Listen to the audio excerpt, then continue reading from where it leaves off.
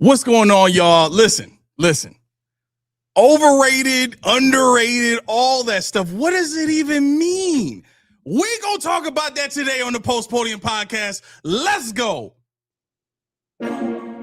Hey, this ain't a drill. Only time I plan is on the field. And when I'm on the field, no, I got mad skills. And you know we about to eat this a fast meal. Y'all gotta pay for this heat like a gas bill. We keep on coming back, so yeah, they mad still. Everyone sick, make them pay with some bad bills. Red, white, and blue like Superman, so you know we eating at the Super Bowl. Kill the competition, set up the funeral. Josh Allen catching all the shots you go for. We callin' blitz. Ready to start, we ain't calling no quits. I'm the number one draft pick. A lot of y'all talk, but I ain't hearing it. Only listen to Keyshawn and niggas talk about the Bills. Dominating on the field. All our players got them skills. Buffalo don't make a kill when we talk about the Bills. Dominating on the field, and our players got them skills. Buffalo won't make a kill.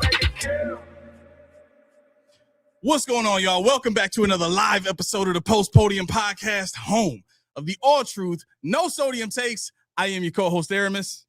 40 Keys. What's up, y'all? Bro, What's happening? I'm not gonna lie. The last 20 minutes have been hell for me. I know. I lived them with you simultaneously. Oh my gosh. I mean, okay. He threw stuff at me. I mean, he swung off. I was like, y'all, I understand. I dipped the lead. I just did. I got it. There's no marks on them, right? No. I used the potato bag. That's what you gotta do. You gotta get the bag of potatoes and only no marks. I said, I'm big enough. It's fine. Whatever you gotta do. That's how husband beaters do it. The wives go get the bag of potatoes and start whipping your behind with them. No, in all seriousness though, bro, this was one of the best weekends I think I've had in a very long time. Oh yeah? Yesterday was like when I think about how I felt at the end of the day, it was a lot. It was a lot. Like the day started off kind of relaxing. I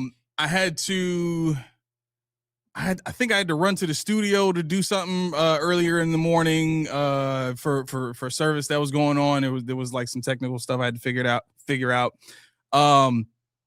And then the children ended up going fishing. So I was able to get to the house.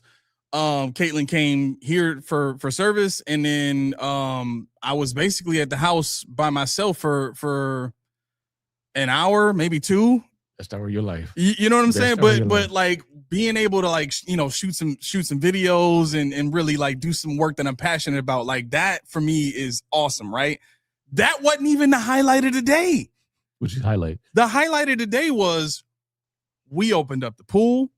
Junie and his girl came over and we got to grilling. I made some ribs. I made some, burgers, dogs, some of my, custom seasoned corn.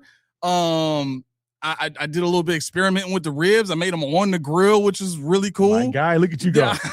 I'm playing around with it. You go. Yeah. So, and then after that, we played, what is it called? It's like this crazy version of Uno where like there's all these like draw 10s and draw 6s and all that kind of stuff. Version, yeah. But it was a lot of fun. It was a lot of fun. And then I finally got my birthday present from my mom, the rider mower. So took that out the box, got that into the shed.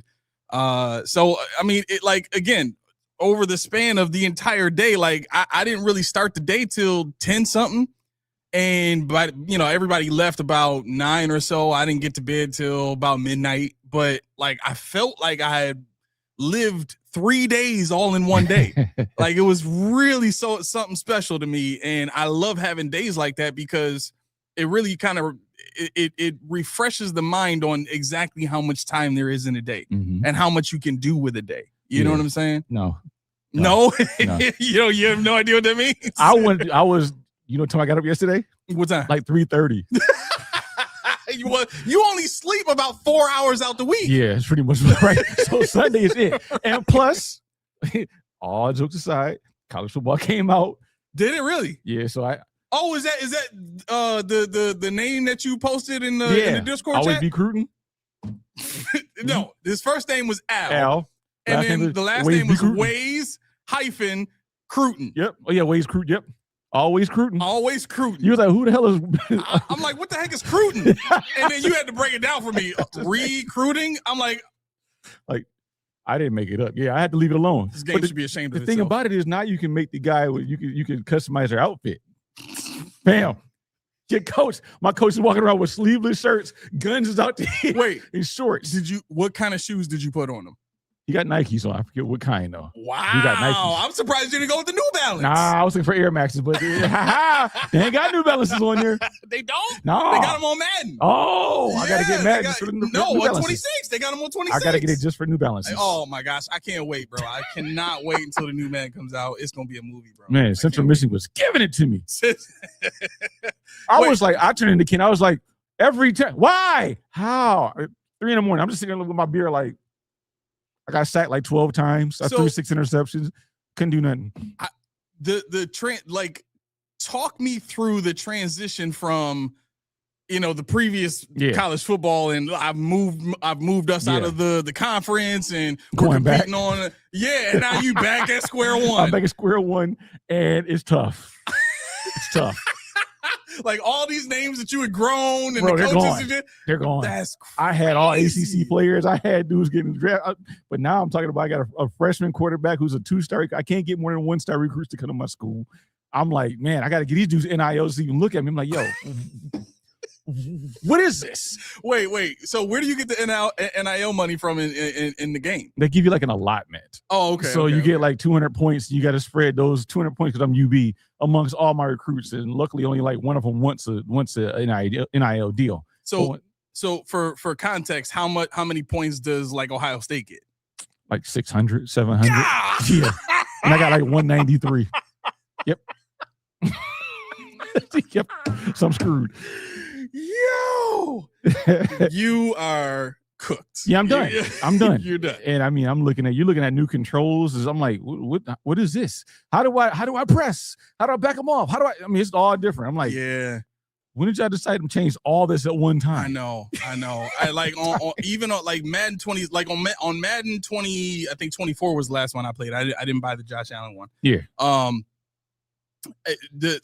24, it was the same as it had been since, I don't know, 17, 18, somewhere where you could isolate a wide receiver and be like, yo, take this guy out of the play, right?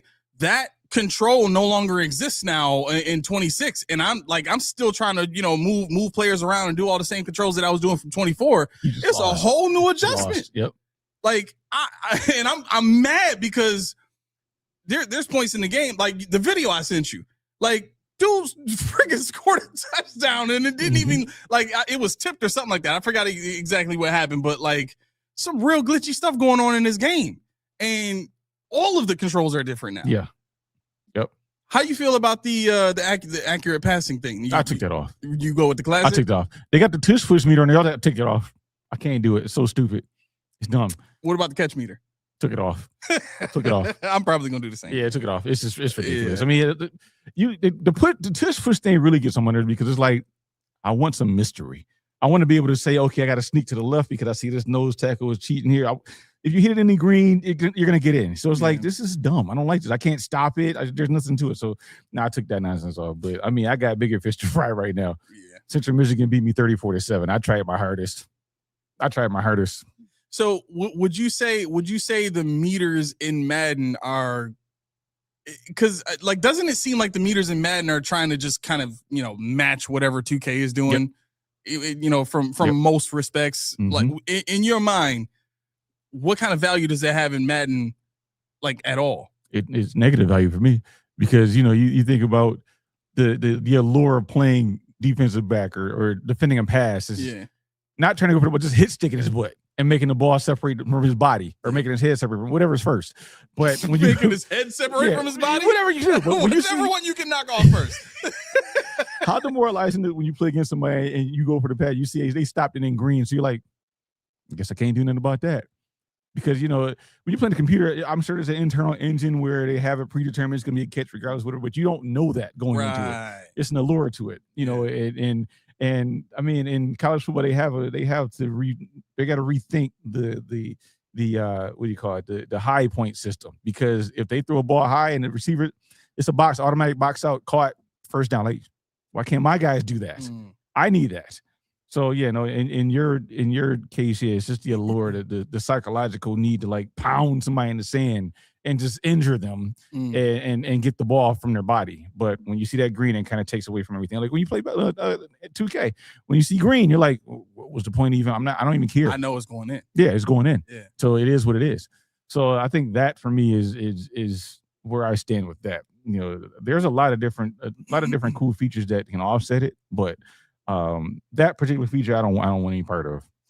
I think what's really interesting about that is I'm certain, I don't know this for sure, but I'm certain in my suspicions that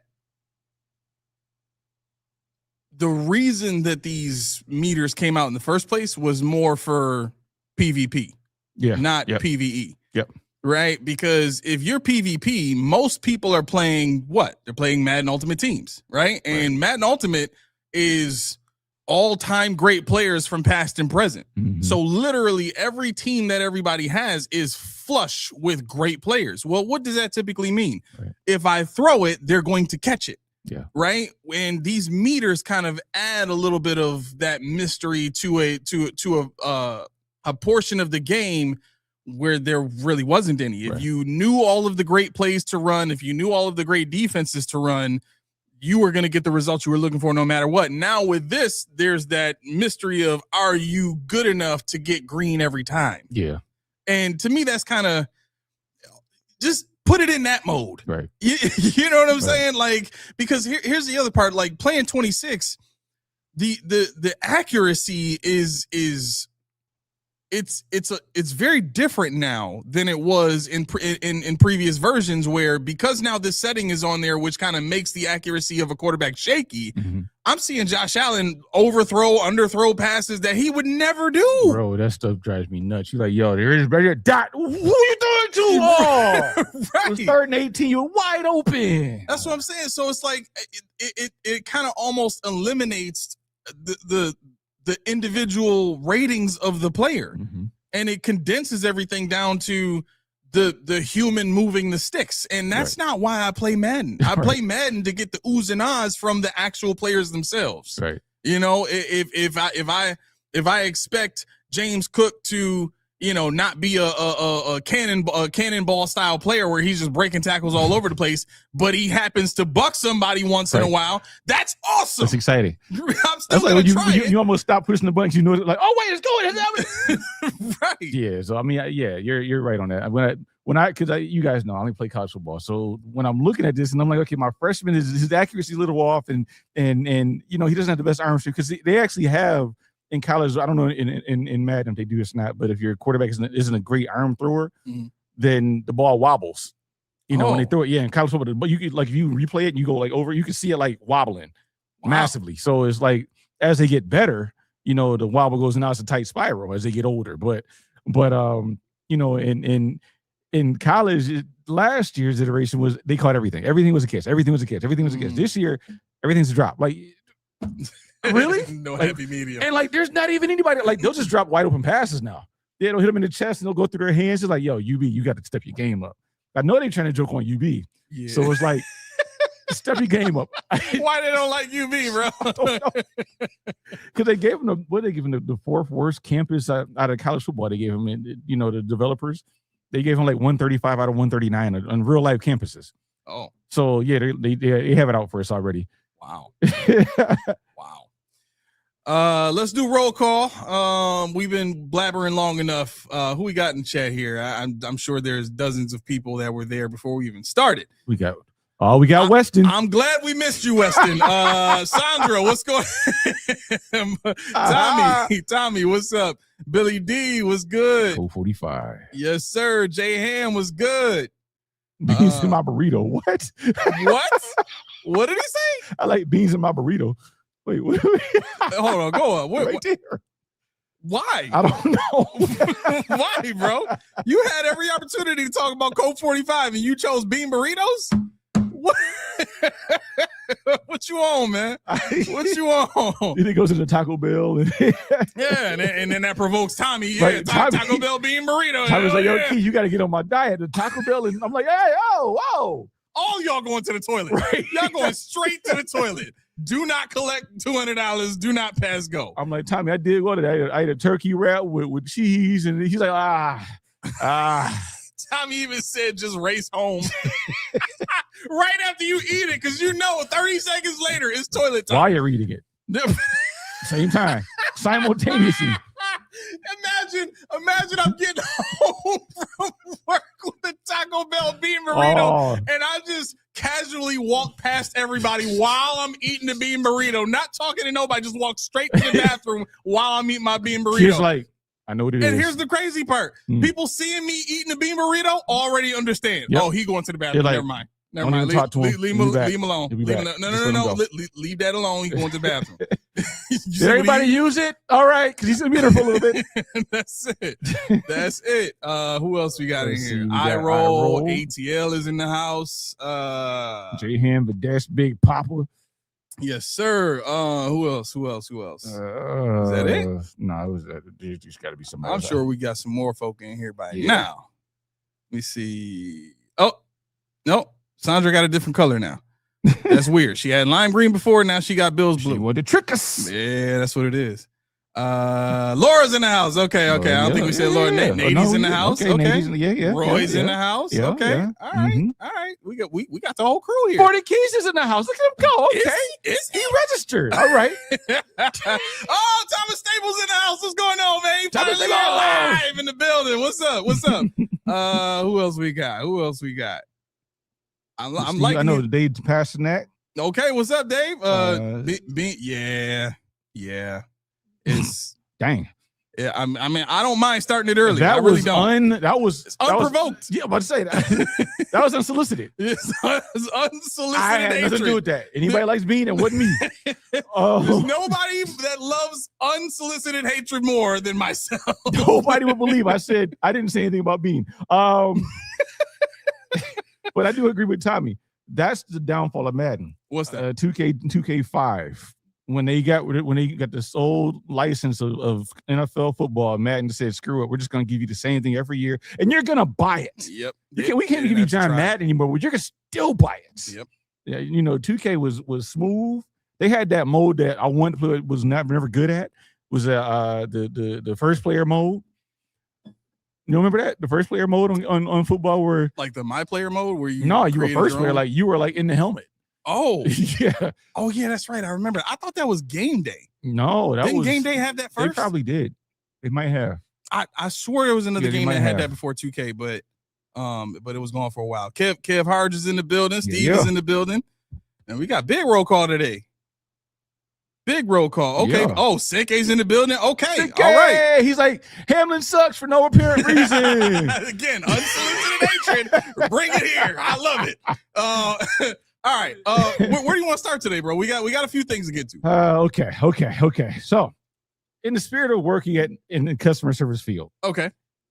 This is what really grinds my gears. And if you work in customer service, feel free to play along. If you see somebody that's working, doing stuff, don't walk up on like, are you busy? Are you busy? Don't do that. Stand away until I call you up. Stand back until I'm ready. They're like, excuse me. You see I'm doing something very important here. And you just walk right up on my grill. Can you help me? No. Not till I'm finished helping myself. But it's not about you. Up. It ain't about me. It's not about you. Man, they walk right up, they be like, right here. I'm like,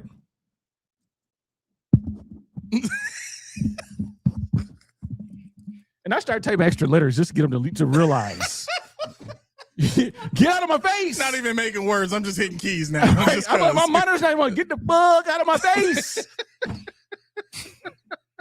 Please, respectfully, back up. You seem triggered, bro. You okay? Dude, every day last week. Excuse me, sir. Excuse me. What? You know where Delta is? Do I look like I work for Delta for you? Am I in a Delta office? But do you know where they are?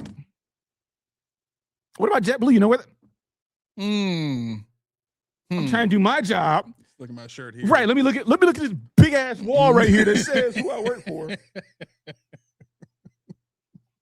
No, I don't know where they are. You think they're on break? I don't schedule them. I don't know who's here, who's doing what. But instead, no, you got to ask me because you see me. And then you get mad when I don't have an answer. Well, can you help me? How? So even bigger than that, airport employees, namely airline employees, only work for the airline that they have on the board. They don't work for the airport and pose as an airline employee. They actually work only for that airline. Or that you wouldn't go to Burger King and say, you know why McDonald's isn't open? Would you? Maybe somebody would. You wouldn't go to Arby's and say, hey, excuse me, you know why John's isn't open? Where's Jim's? I don't know. But I can tell you about my Big Mac program. I can tell you about my Whoppers. I can't tell you nothing about the beef and cheddars. I can't tell you nothing about the Frenchies. I can't tell you. Okay, I'm done. But let it be known. If you see somebody, they're probably stressed out. Back up. They'll call you. Okay. Tommy, you still here? This one's for you. Devin Singletary is now being inducted into the Hall of Fame of Florida Atlantic University. I said, wow, that's cool. Now, I said, why? So I had to look it up. I did not know Devin Singletary was first all time in rushing yards at FAU, 4,200 yards. He's the only running back in FAU history to run for over 4,000 yards. Crazy, right? Yeah. He's first all time in touchdowns with 66 rushing touchdowns. The only running back in FAU history to average more than 100 yards per game. That's crazy. And he's one of only 3 running backs ever to be drafted out of that school. So, Motor Singletary, I'll give it to you. Tommy, don't do it. Don't you do it. Don't egg this on. I'm giving him his flowers. Don't make me regret it. Congratulations, Devin Singletary. Don't you do it. What do you have next? What do you have next? I don't hear nothing. I don't hear nothing out of you. I did a good thing right there, and you are bursting at the seams. Go ahead. Tommy, go get yourself one of those bean burritos on this part right here, because he's going. Okay. Yeah, there was something that I'm trying to gather my thoughts here. Really trying to resist the temptation to fire off. I know you are. That's what did you have? Oh boy, this is a lot. This is a lot. Let's unpack, huh? You know what? I'm still wait. Steve said, big grumpy at the airport. Don't ask Keys questions at the airport. Where's Florida Atlantic and who do they play? Is it no longer me that cares? I don't know. But I think, yeah, you definitely don't want to ask me questions at the airport at 3 a.m. when I'm supposed to be off at 1 o'clock. I was going to say that, like, objectively, because I've done this before too, where I walk up on somebody that's working as, excuse me, and then I ask them a question. I've worked in the field too, you know what I mean? Like customer service and all that. And sadly, America's got it all wrong, because everywhere else you go, customer service is very common sense. You know what I'm saying? Like if you go to Europe, anywhere in Europe, and you walk into a store and you approach them like somebody approaches you at the airport and you just asking them all kind of questions, they're going to look at you stupid. Yeah. They're going to like figure it out. Why are you coming to me? Like the store is here for you to go look around and figure it out. Right. And here's the other part. Also, when you walk into a store, they don't profile you. Mm-hmm. Right. Like like overseas, like they're not.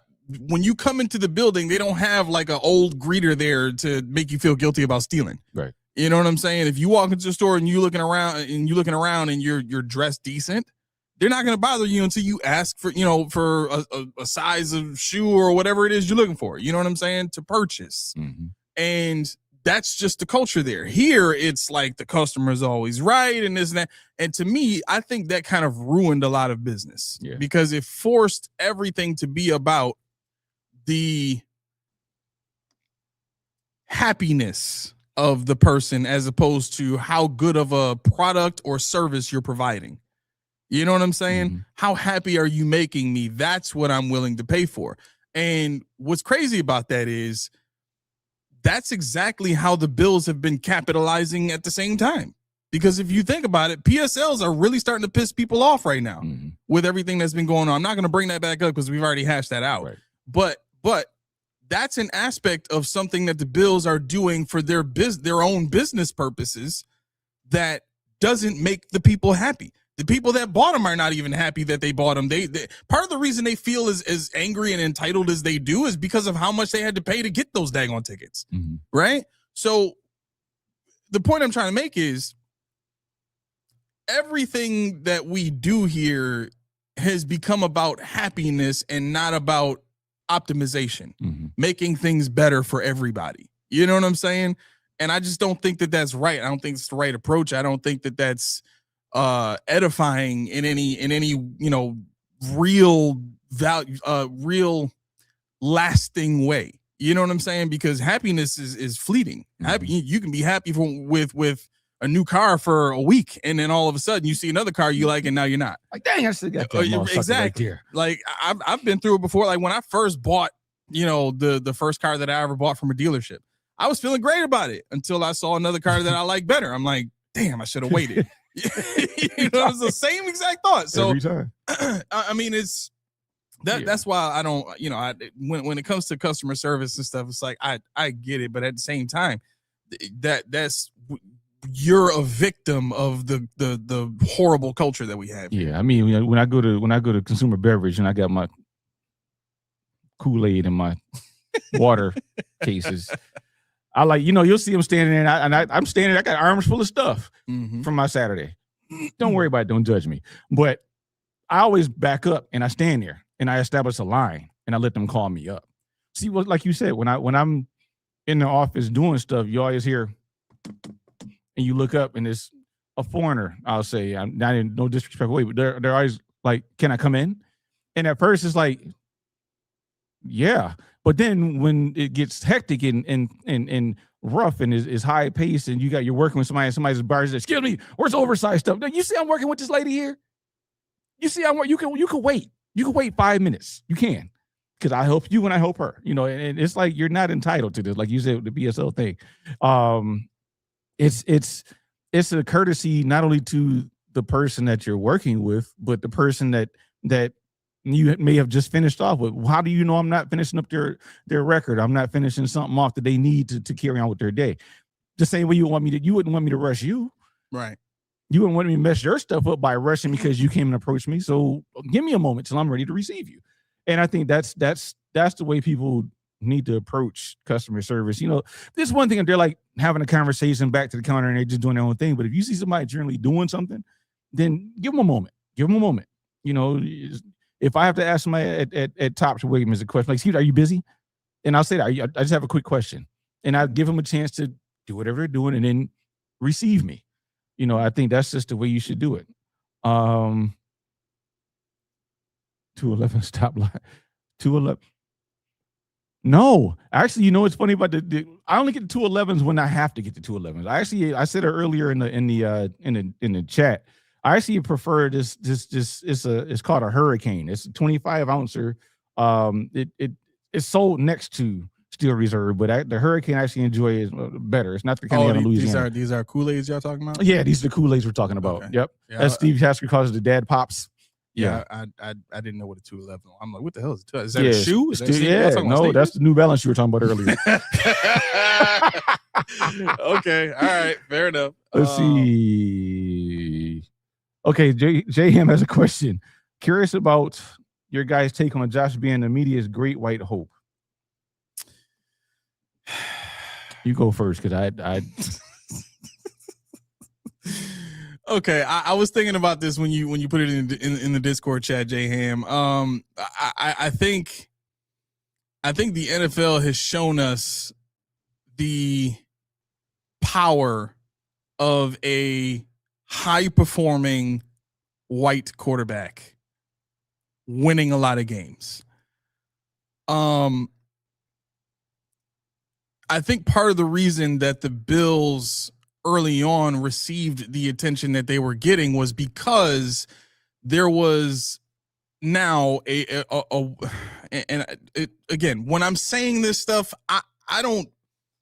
I'm Hispanic, so I don't think about race in like walls and stuff like that. I'm just talking about what I believe to be the perspective of the people who run the NFL. Well, yeah, I mean, okay. The question was posed a certain way, so I think it's fair to answer it, okay. without without disclaimers, So- not calling me kind of derogatory names. So Yeah, I just, I get a little uncomfortable, like really just saying like race by, like, but anyway, to make a long story short, I think when you see a white quarterback that can perform the way that Josh Allen performs, and you just got out of the era of Tom Brady being the GOAT, and you were kind of in this limbo period of wondering whether or not Mahomes was going to take that on and just be that forever. I think that put a little bit of fear in the league because of who Mahomes is connected to, like his brother and his dad. And you know what I'm saying? He had to be the face of the franchise because he was dominating the league. And I think from an NFL perspective, it's very scary when damn it. Okay. I love everybody when I say this, but he's prefacing again. It ain't no fun when the rabbit got the gun. When you are in a position of discomfort because somebody who has grown up and lived in and is used to a different culture from your own is now in control of the direction of your league, I think it becomes a very uncomfortable situation. And I think Josh Allen is very comfortable by a lot of metrics, business metrics, media metrics, in-home registering metrics in terms of like how people feel like they can relate to Josh Allen. You know what I'm saying? Most times there are more people who are going to look to Josh Allen than would look to Patrick Mahomes, regardless of how many rings Mahomes has, which is kind of crazy when you think about it. You got this guy that's won 3 championships already, and we're still calling Josh Allen the number 1 quarterback in the league right now. Yeah. And I understand what Jeremy White and Joe talked about on their show, and talking about, well, it's about right now and all that kind of stuff. But there's a reason why NFL players go by the hardware. And we're going to talk about a lot of that today in terms of, overrated, underrated, and all that kind of stuff. But the reason that players talk about the hardware is because nothing is set until it's set. And what that means is you haven't accomplished anything until you've accomplished something. So the idea of Josh Allen being the great white hope is more surrounded around this idea of the comfortable culture. Just look at all of the top named coaches that the Bills hired. Top named coaches that the Bills hired. You and I talked about this 3 years ago when Leslie Frazier had just left the team. He was the second to last minority to have left that team in the span of 1 year. Right after the McDermott problem happened, the following year, everybody got out of there. Mm-hmm. Leslie Frazier stayed till the end of 2022. He was out of there. Right? That's from sources I have in the building that told a lot of people that worked in, a bunch of different positions in there that are minorities, like they're gone. Right? So there are certain cultures that exist where we're used to a certain culture. We don't want anything to interfere with that. And I'm being very purposeful in saying the word culture because to me, in my mind, it's not about color.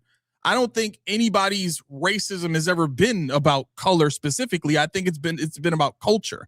Yeah. Your culture is that what you believe in, what you've learned, what you practice is different from mine, and I'm uncomfortable with that. So I don't like it.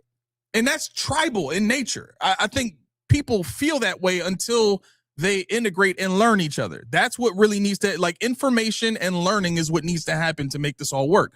But again, for the purpose of answering the question, that's why Josh Allen is the great white hope. It's because he fits the culture that is more generalized in the operation of the NFL.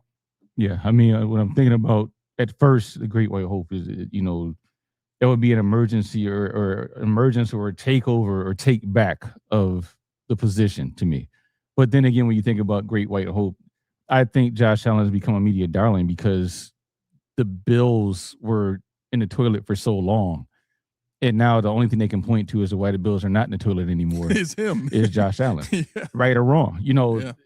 Are his numbers eye popping? No, nothing he's putting up in the stat column for the most part is eye popping, but it's better than what we've had, and it's working for some reason.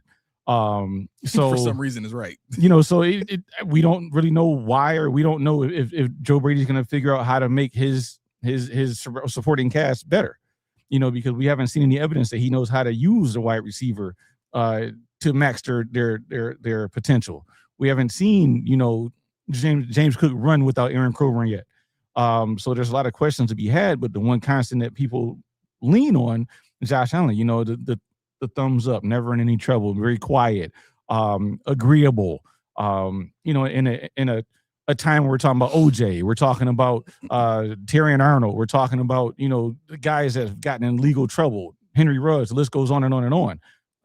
Guys that are claiming CTE or have CTE and taking themselves out the game. Josh Allen is the one redeeming factor.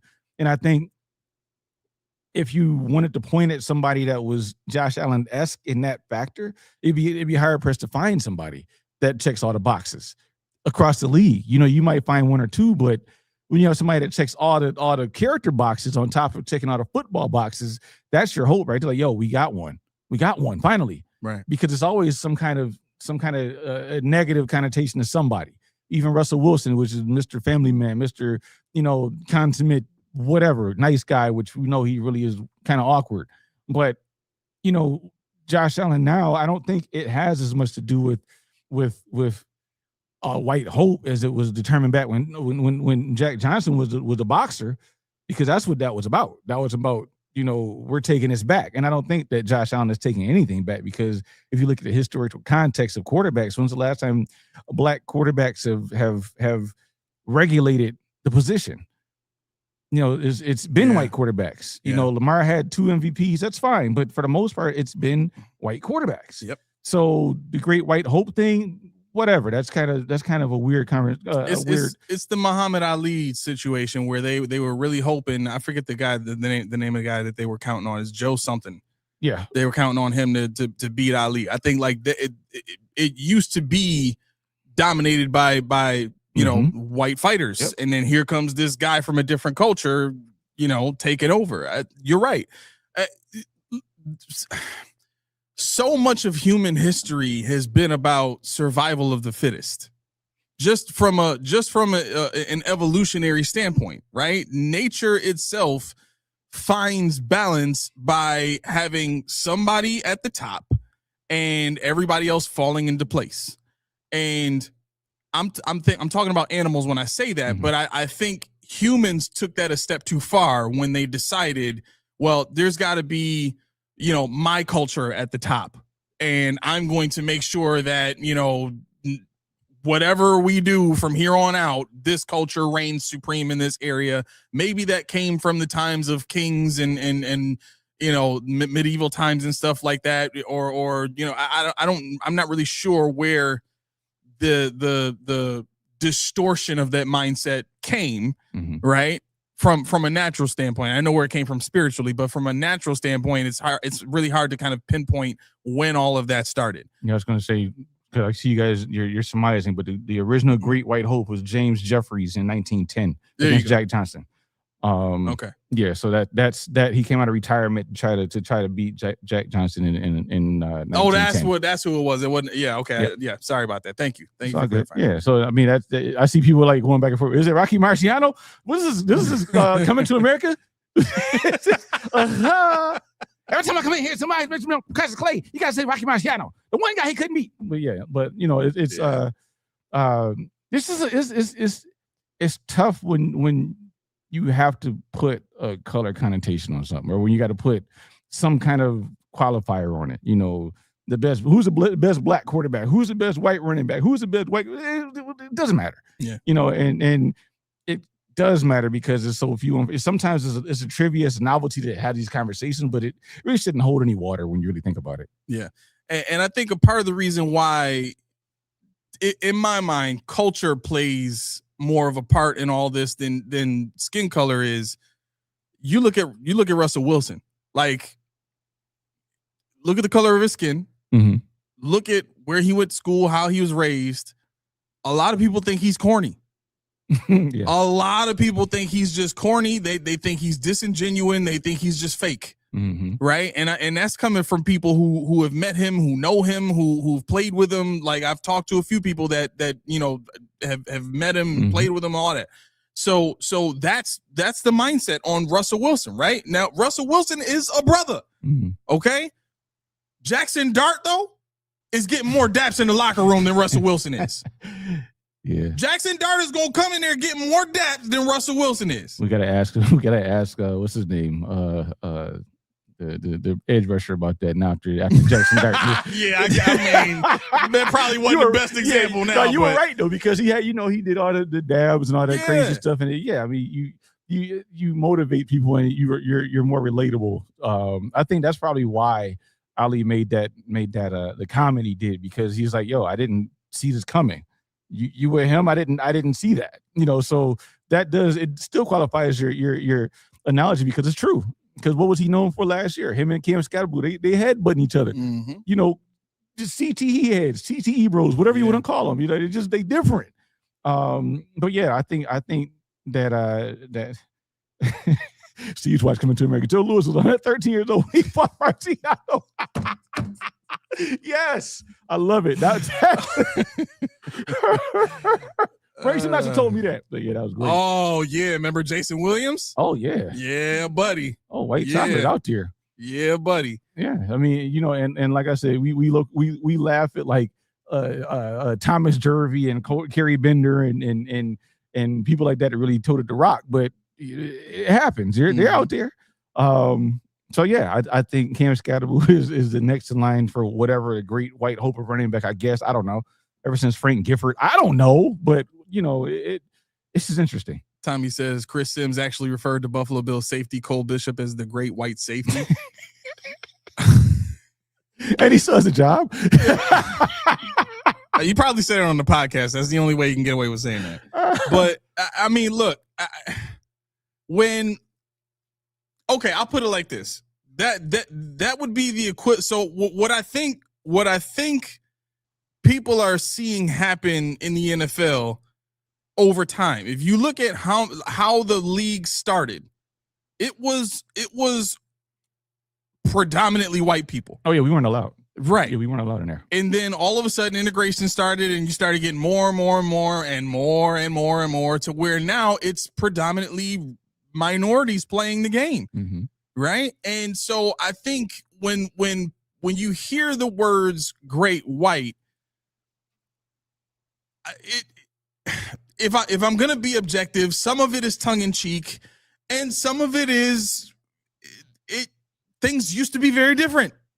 And so the rarity of having a great, safety who's not a minority is rare, and they want to shout it out. It's the equivalent of the Bills being proud of our team now.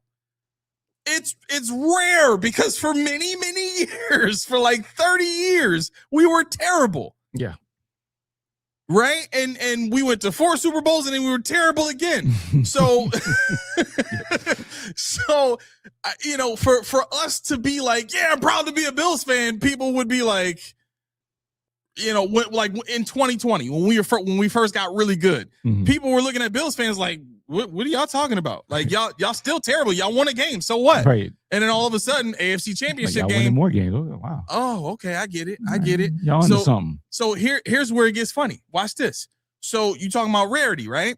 So the Bills start winning a bunch of games, right? And let's see, 2020 to what year is it now? 2026? 2026. So from 2020 to 2023, it became widely regarded knowledge, widely accepted knowledge that the Bills are a great team. They had been to an AFC championship. They played 13 seconds, and they had Josh Allen had an even better year the year after that in 2022, and we basically the same numbers in 2023, right? Mm-hmm. When did we start this show? In 2023. Okay, yeah. Wow. We've been around that long. Y'all been listening to us that long? Wow. In 2023, right? Now, Here's where the great white conversation comes out, right? In 2023, when we first started this show, we went from nobody listening to a few people listening. And even throughout that small growth process, we had a lot of people doing what? Arguing with us, calling us jokes, calling us, we don't know what we talking about, blah, blah, blah. Why? Because what we were saying was very different from the established culture. The Bills were a winning team, and here we are pointing out things that are going wrong with the team. Yeah. Nobody at that time was doing that. A whole bunch of podcasters talking about how good the team was and how great this is going to be going forward. Josh Allen's going to be here for 15 years. We got all this time, blah, blah, blah, blah, blah. That's the equivalent of what these white folks are dealing with right now, talking about the great white, any position in football. They are so used to it being a certain way and things being run a certain way, and they see it changing. It's an adjustment to change. Yeah. Now look at where the Post-Podium Podcast is.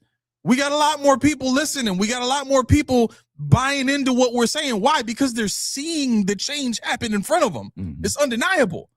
So we're no longer a joke, right? So the change is now accepted, is what I'm trying to say. So when you hear Great White Hope, the first thing you got to think is take it with a grain of salt, because some of it is tongue in cheek. The other thing you got to think is they're just dealing with change. It's really all it is. You know what I'm saying? And whether it's offensive to you for whatever reason, you got, again, take it with a grain of salt, because at the end of the day, we all have to deal with change in some way, shape, or form in some area of our life. And people are not good with that. The nature of human beings is to find the path of least resistance. Change disrupts that. The very nature of change is disruption. Humans don't like disruption. So yeah, as Steve Lynn said on the comments, if I can get the right mouse up. Okay, he said, Josh even said that when he sees a white defensive player, he calls milkshake in the huddle and points him out.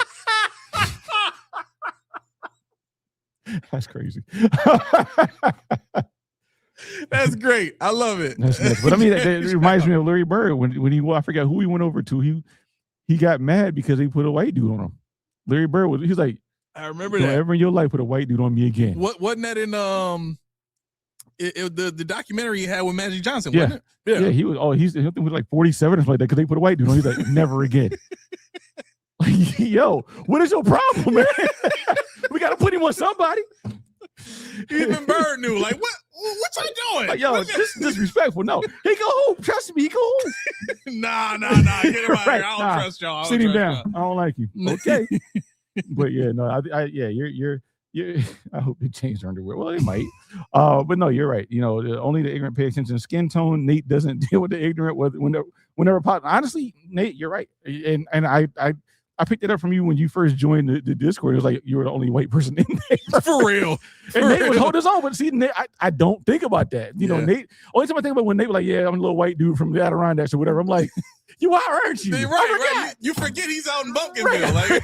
Like he over on Main Street or something. Yeah. But no, I mean, that's the inclusion. See, that's the catalyst that helps grow. When one joins, because like you think about it, Taste of Wins. I remember a point in the story when me and Mom were driving around in the summertime. She's always driving around. So we drove down Main Street and we're like, what the heck's going on? We saw all these people out there, in Snyder.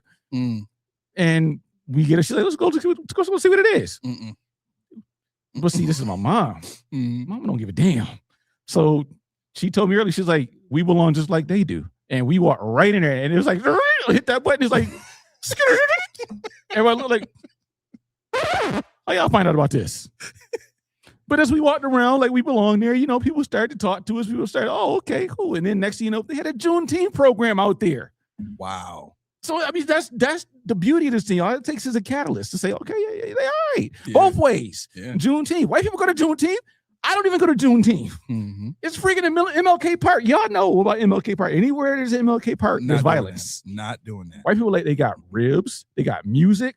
I think they got beef patty. Let's go check it out. And they be out there high noon. That's respect. You want to know how bad it is, bro? Like the culture that you and I know, like it was so bad. The July 4th was a Saturday, right? I worked that night till 10:30. I usually work from 8 to midnight. Right.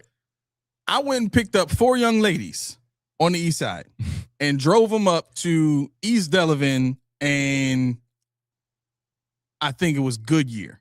Ooh. Delavan and Goodyear. There was some event going on over there, whatever the case was, right? Yeah. I'm driving through this place, and it's like you might as well had like the Taste of Buffalo, the art festival, and 3 other conventions all happening all at once. It was so many people out there. Yeah, that's that night. That's the night. 1 cop car, bro. I'm glad you got out of here. 1 cop car. I dropped these ladies off, and I started pulling off, and the map was like, no, you got to go back down Delavan. I told the map, I said, no, I don't care what you say. We going the opposite way. I went up to Eggert and went all the way around and back down to Bailey. Like, I'm not driving back through that. No. Come to find out, there was a shooting over there. 11 people got shot. 11 people got shot just there. You go over like 3 more blocks, 3 more people got shot. You go over another couple streets over, another 2 people got shot. You know, so and this is where I spent my childhood. You know, Shuley and Stevens and Moselle. I was there, and like nothing of it. Now am I going over there? Freak no. That's right. Freak no. Call me what you want. I'm not doing it. Yep. You know, so I mean that's just the shooting night. That's right, Laura. But that's you hear about the people from Lancaster that go over like, what the hell are you going from Lancaster there for? No, I pay taxes to keep you here. Stay there. That's right. You know, but no, that's the what I'm talking about. Just that catalyst of inclusion. You know, so. Oh, Sam, no, he didn't. Whatever. Oh, I'm trying not to get pulled into this. He said, "It's good Lord, Steve, stop that. Bean built whatever McD wanted until his 7-year contract was up." That's not what happens, and there are many people who have told you by now that's not what happened. Bean was not building what Sean McDermott wanted. Sean McDermott was. What the hell, man? Are you on board? God, like, how are you still on that, bro? How are you still on that? Okay. What time is it? You good? 6:44. You good? No, I know. Oh yeah, yeah. I'm just trying not to go too far over because I got to get to sleep. If we start talking about Bean, we're gonna be here all night. But like Sam, I don't know what else. I don't know what else to say other than like you gotta do your research, man. Because it sounds like you're just buying into the Bills rhetoric and everything that's been propagated about Sean McDermott. We talked about this with Arthur Moats. We had you and I talked to Arthur Moats about this live here on the show. Mm-hmm. Like. Yeah, he agreed. Like, yeah, teams do that to a coach or a player that leaves the team. Right. Of course, they're gonna talk bad about you. Why? Because they still have to look good to the fans. And if the fans find out that there's a good reason why these people are leaving, they're gonna look down on the franchise and not want to spend money with the franchise. The franchise cannot afford that.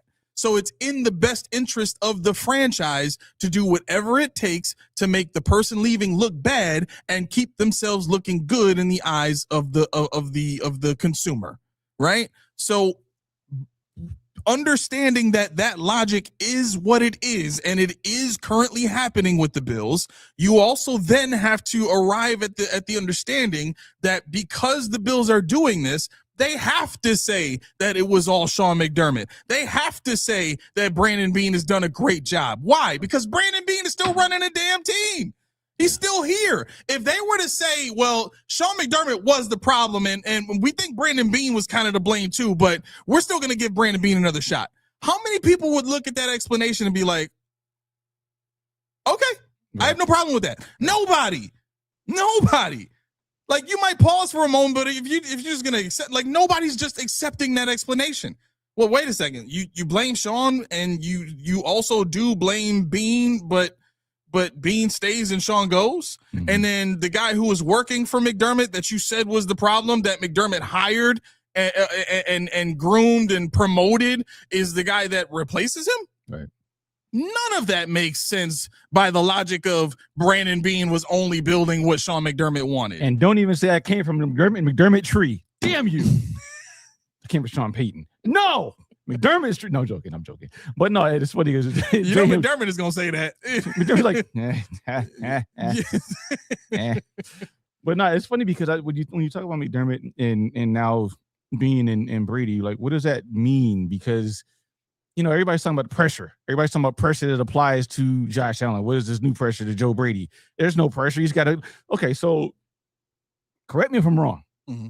When you fire somebody, you're firing them because you need to do better. Mm-hmm. You're not firing somebody so you can do the same thing with a different face. You think that's the roadblock. You think that's the hurdle you can't clear. So you get rid of that. You cut the head off and you start fresh. But in this regard, the only thing we didn't do was get to Super Bowl. So how much time does Joe Brady logically have, to say, okay, we got to build this thing? Because he said it out of his own mouth. This is not a continuation. This is year one. Right. But it's not year one because you're that close. The same players. Yep. You're bringing in the same kind of players. Everything is kind of the same. You play different music. You talk a little differently. People are smiling more. You got Deion Dawkins throwing greased up watermelons on Main Street, but the rest of it is still the same. So my thing is, what would it be fair to say 2 years is enough? 2 years for Joe Brady to get us to a Super Bowl is logical? Is that asking too much based on getting rid of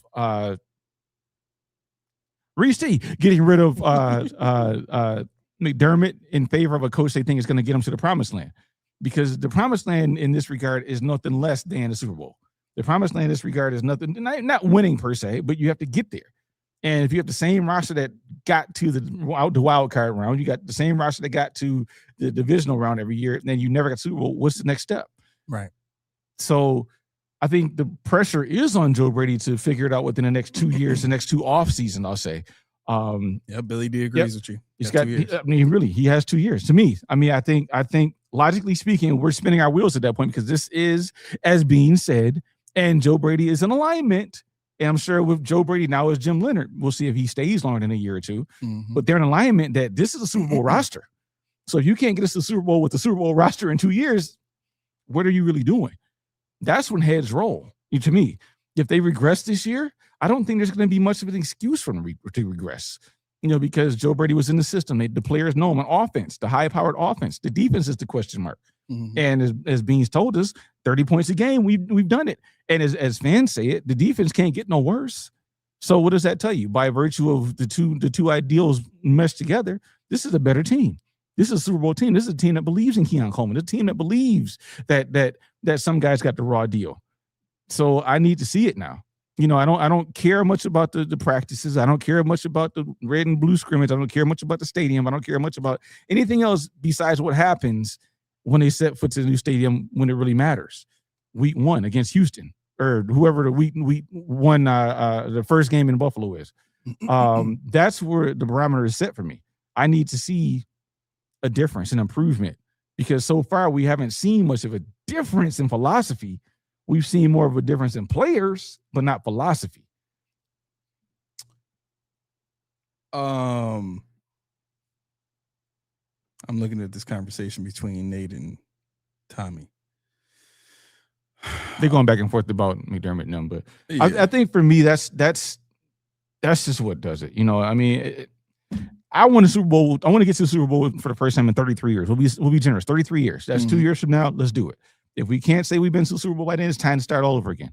Yeah. Because Dorothy's gonna give me this, but I gotta say it. I don't care about Josh Allen winning a Super Bowl just for him winning. I care about the team. Exactly. And I would love for Josh Allen to be the quarterback of the team that wins the Super Bowl or goes to the Super Bowl. But I need the team. And if continuation gets us to the same places we've been getting, what does that say? I need whatever's going to get us there to get us there. Whatever changes we need to make them. I don't need, well, what do you think is going to happen if you have a Super Bowl window with a GM you can't get rid? But it didn't work. It might work, but if it doesn't work, then we can't have any more excuses. You got to start over. Bean can go to his office up there. He doesn't get fired. Go to your office up there. Do your your football operations stuff. Do your marketing thing that you're really great at, and then we'll hire. It doesn't have to be Terry Gray, Tommy. It doesn't be that. But my point is, you got to get people in here that have a sense of urgency, a sense of I think Sandra said earlier. They asked McDermott, do you think the Super Bowl roster? He said, I love the guys. That's a crazy way of going around saying, nah, not really. There's a lot to be desired. And behind the scenes, you hear he's telling the owner and GM, this team y'all built ain't it. This ain't it. I can't work with this. They're like, well, we can't work with you. Bye-bye. We think the team's good. You're just screwing us up. You're holding us back. Josh Allen's crying, but Josh Allen is crying because Josh Allen knows the pressure is put on his back when you have 5 turnovers. You have 5 turnovers. Why wouldn't he be crying? What are you supposed to do? Smoke a cigarette and laugh? No, he takes it to heart. He knows he didn't have a great game. I don't care what anybody says about him keeping us in the game. The reason why he had to keep us in the game is because he took the game away at certain points in the game. Yeah. So when he's crying, it's not an indictment per se. You already knew. So just say what it is. We ran our course. It ain't Josh. Josh crying had nothing to do with that. It just was a catalyst. It was a scapegoat they used because they already knew what they were going to do. They planned this. You could tell by the way they built the team. They planned this. Mm-hmm. The years that Sean McDermott got to an AFC championship with the team, we had 2 of the worst third down percentages in the history of Sean McDermott's defense here with the Bills. When the Panthers went to the Super Bowl in 2015, they had the 6th overall defense. You know who had the number 1 overall defense? What year is this? 2015? No. The Broncos. The team they played in the Super Bowl. Okay. The 6th overall defense that year was not only great against the run, but it was great against the pass. They did not have elite edge rushers. They had Coney Ely. They had a bunch of regular guys like the Bills have had. Okay. With the Bills, Sean McDermott has had a top 10 defense for the first, 4 or 5 years? Yeah. Basically, right up until Leslie Frazier left, then his defensive ratings went down. Okay. So in Carolina, 6th overall defense, better players. That defense was dominant enough to be there when Cam Newton wasn't pulling off amazing plays and scoring 1 million points. Okay. Then Sean McDermott comes here and takes a bunch of players that were in the wrong system, puts them into a system that works better for a lot of the players because they were all, 4-3 based players to begin with. And Rex Ryan put him into a 3-4 because he was forced to. The defense starts naturally performing better. Sean McDermott figures out how to use Lorenzo Alexander.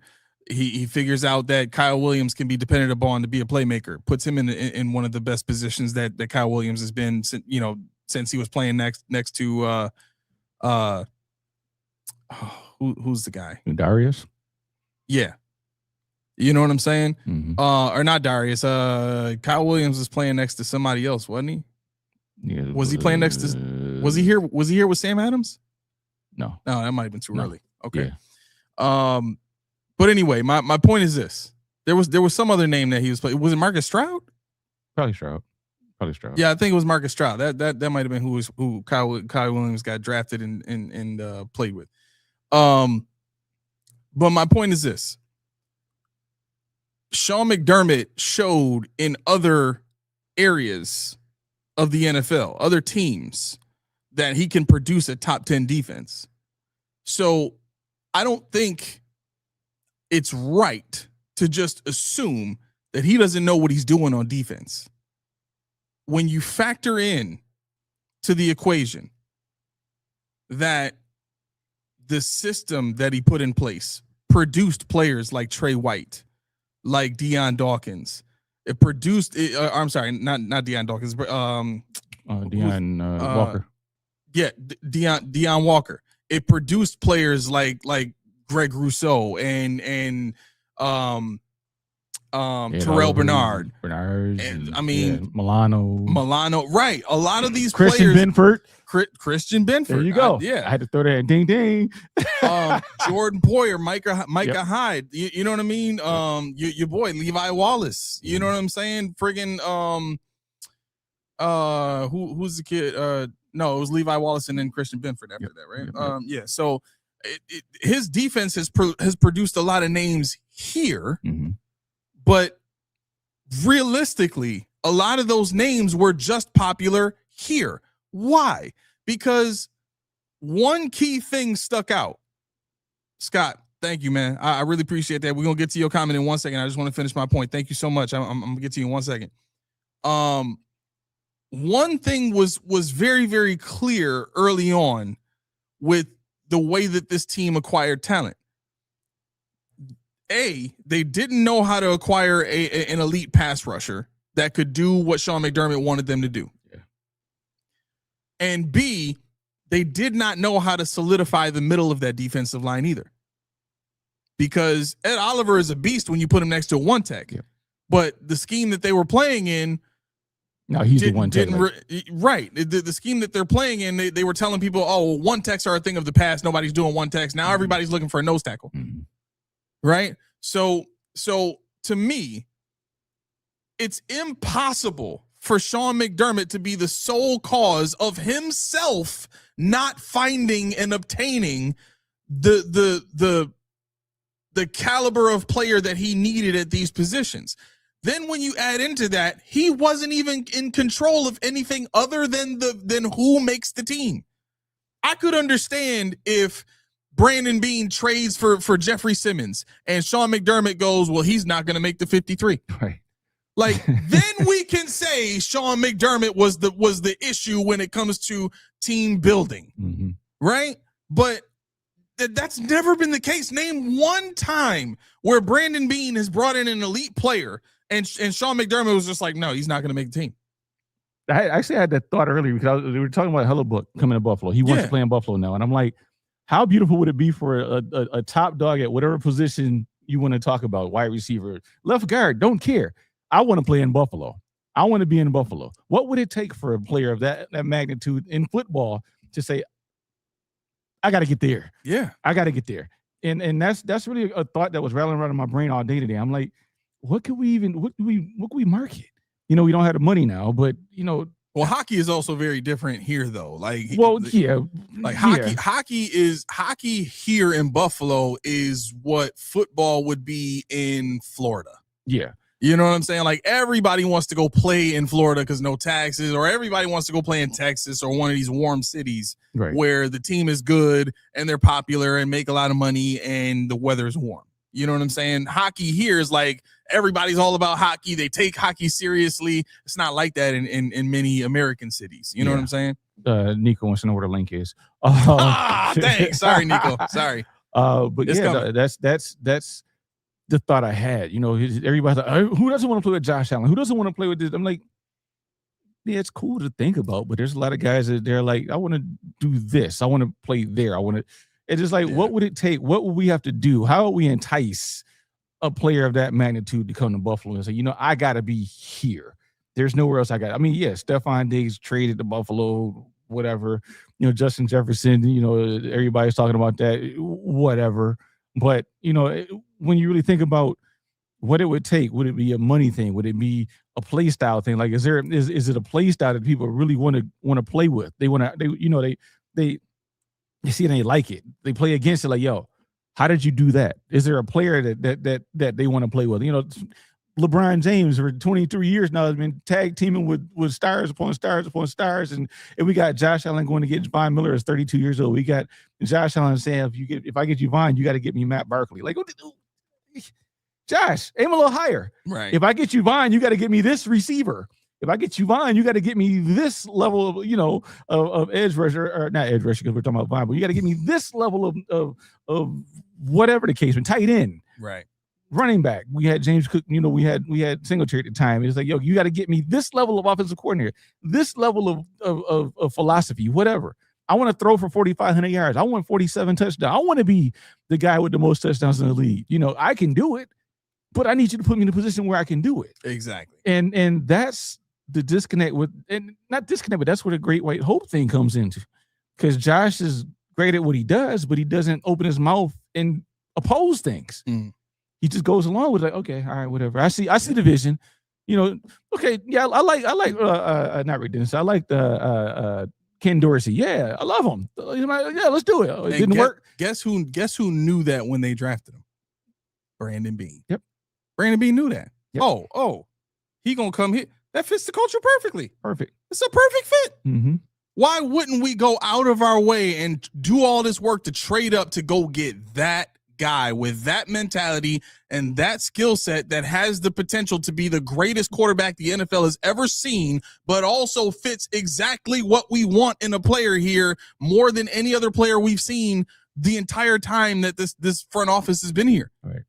Like Josh Allen is make no waves. Everything is all good. Whatever the coaches say, I'll do. I just want everything to run smooth. But when we get on the football field, I'm giving my all. I'm giving 105 million%. Yep. And I'm leaving it all on the field. And oh, by the way, I happen to be super good. You know what I'm saying? Yeah. Like that is a dream for a guy like Brandon Beane. Mm-hmm. And I kind of, like I almost want to see what he would choose after Josh Allen.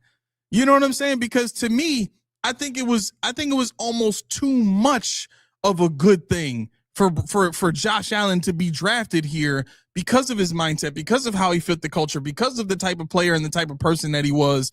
It was almost like it was destined to be great. It's almost like he's supposed to be in a family circle, isn't it? Yeah. All right, real quick, we gotta get to Scott's super chat here real quick. Thank you, Scott. And then we got to get to Nico. Nico's waiting on the line, so let's get to this question here.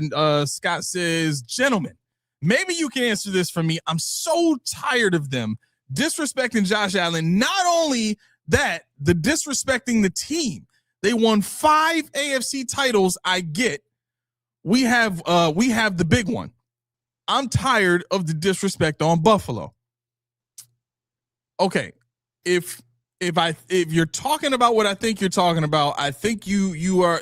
So answering that question is going to bring us into the main topic of the show, which is the overrated, underrated conversation. So stick with us. Like, let's get to this call by Nico, and then right after that, we're gonna get on to answering your question. So just give us a second here. Let's get Nico on the line. My high-tech hotline. The high-tech hotline. I like it. Yeah. All right. Where's my? Okay, here we go. Nico, you on the line with us? What's up? Cricket. No, I got cricket there. There you go. Hey, what up, guys? It's been a minute, man. How you guys been? Good? Man, all right. Yeah, better now that you called in, man. It's been quiet. Whenever you don't call in, nobody else calls in. Oh, well, I don't know if that's a good thing or a bad thing. It's a lot of pressure, is what it is. That's what it is. There you go. There you go. Pressure. Yeah, that super chat. It's a loaded question. It's a very loaded question. Yeah, I know it's gonna take a minute. We're gonna tap on it though. We're gonna tap on it. Okay, for sure. I like that. My question is, I know you probably saw the rankings for the QBs.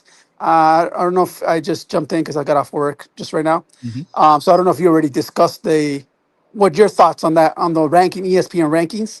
Allen being number one. Yeah. So I don't know if you guys already you guys already discussed it or No, not yet. Not yet. Okay, cool. So I've seen a lot of people discuss about it. I've seen other pods, Chiefs pods and stuff, and everybody, and I get it. Why is he number one? And it all comes back to because he doesn't have rings. That's why he can't be number one. What are they basing on the format? That's the question. What are they basing it on? I know they asked a lot of executives, coaches, and blah blah blah. And I guess they all got their reasons why they chose Josh but I really would want to know the basis on it. Like what's their criteria and stuff like that. So but I'm not mad at it, but I can see the other side, how people will be upset that Mahomes is not number one and that Stafford is not number two. And then why is Josh above those two if those guys got the rings and he hasn't even seen a Super Bowl? I get that argument, but at the same time, we all got to come back and just say, we got to find out the basis. You can't just say, yeah, I want him to win because I like him. I think it's based on 2025. So if you go by virtue of that, Lamar Jackson played 13 games. Stafford probably should have been number one, but Mahomes got hurt, had a bad year. They didn't make the playoffs. Burrow didn't make the play. So I think by virtue of that knocks him down further. Josh Allen kind of, not quite, but kind of duplicated what he did as an MVP season. With whatever was going on with his skill unit. As you can see, the ESPN does not like our skill unit at all. Ranked 29th, so that boosts Josh Allen up further. 100%. This is not to take away from what he did last year, but this is just what I think is based on last year's performances, and by virtue of that, the other four guys not named Matt Stafford in that, or other three guys outside of Matt Stafford in that top five area just didn't finish the season. Would they have pushed him further if they would have finished the season? Had they had a better year? Maybe, but I think by virtue of what we saw in the field last year, it's kind of self-explanatory. You should be number one. Oh. I'm sorry. Go ahead. No. Go ahead. I actually like Kev's answer here. He says the basis is he's the hardest to defend with the least amount of talent, and that's kind of where I was going to. Again, players have a very specific way of thinking when it comes to how they assess talent, and they're very, very realistic and very objective with comparisons and all that kind of stuff, because they have to be. Why? Because they themselves are always being evaluated from the mindset of, what have you done for me lately? And if we're talking about what have you done for me lately, we watched Josh Allen almost beat the team that everybody thought was going to the Super Bowl last year in the Denver Broncos, and take them down to the catch. You know what I'm saying? With the talent that he had around him. And this would have been 2 years now, specifically the year he won the MVP. And then last year, where everybody is watching Josh Allen do a lot with a little bit. And that's not a slight on the players on the team. I think based on, the rankings that came out with, as you pointed out, it's kind of just widely accepted that Josh Allen has kind of stepped up and above, what he should be doing, for the Bills franchise, and is kind of, elevated that to astronomical levels because of just how good he is. I'll say this. I'm in the process of building an analytics engine that started with the idea of just how good Josh Allen is compared to his peers. And I don't think that there's going to, after I finish, like I'm kind of banking on this. I don't think there's going to be a score higher than Josh Allen's on any other team in the NFL where the quarterback they have is just so far above and beyond any other talent at any other position on the team than what Josh Allen is to all the players on the Buffalo Bills. So I think from that respect alone, players are looking at that as, what have you done for me lately? Well, who are the top quarterbacks? Well, Burrow, Stafford, Mahomes got hurt, Jackson got hurt, you know what I mean? And I'm kind of reiterating a lot of stuff that Key just said now, but I think that I wholeheartedly agree with it. That's where it comes from. Yeah. And do you guys agree that, because at one point somebody was making the argument on a pod that said that Mahomes, the year they won the Super Bowl, he had a less talented roster than the Bills, and if Josh Allen was as great as he is, shouldn't he have elevated those guys to a Super Bowl by now? No, because part of the reason why Mahomes gets knocked sometimes is because he has such a great coach. Okay. And that also plays into why Josh Allen gets the credit, because he didn't have the level of coaching offensively or defensively that Mahomes has been able to enjoy his whole career.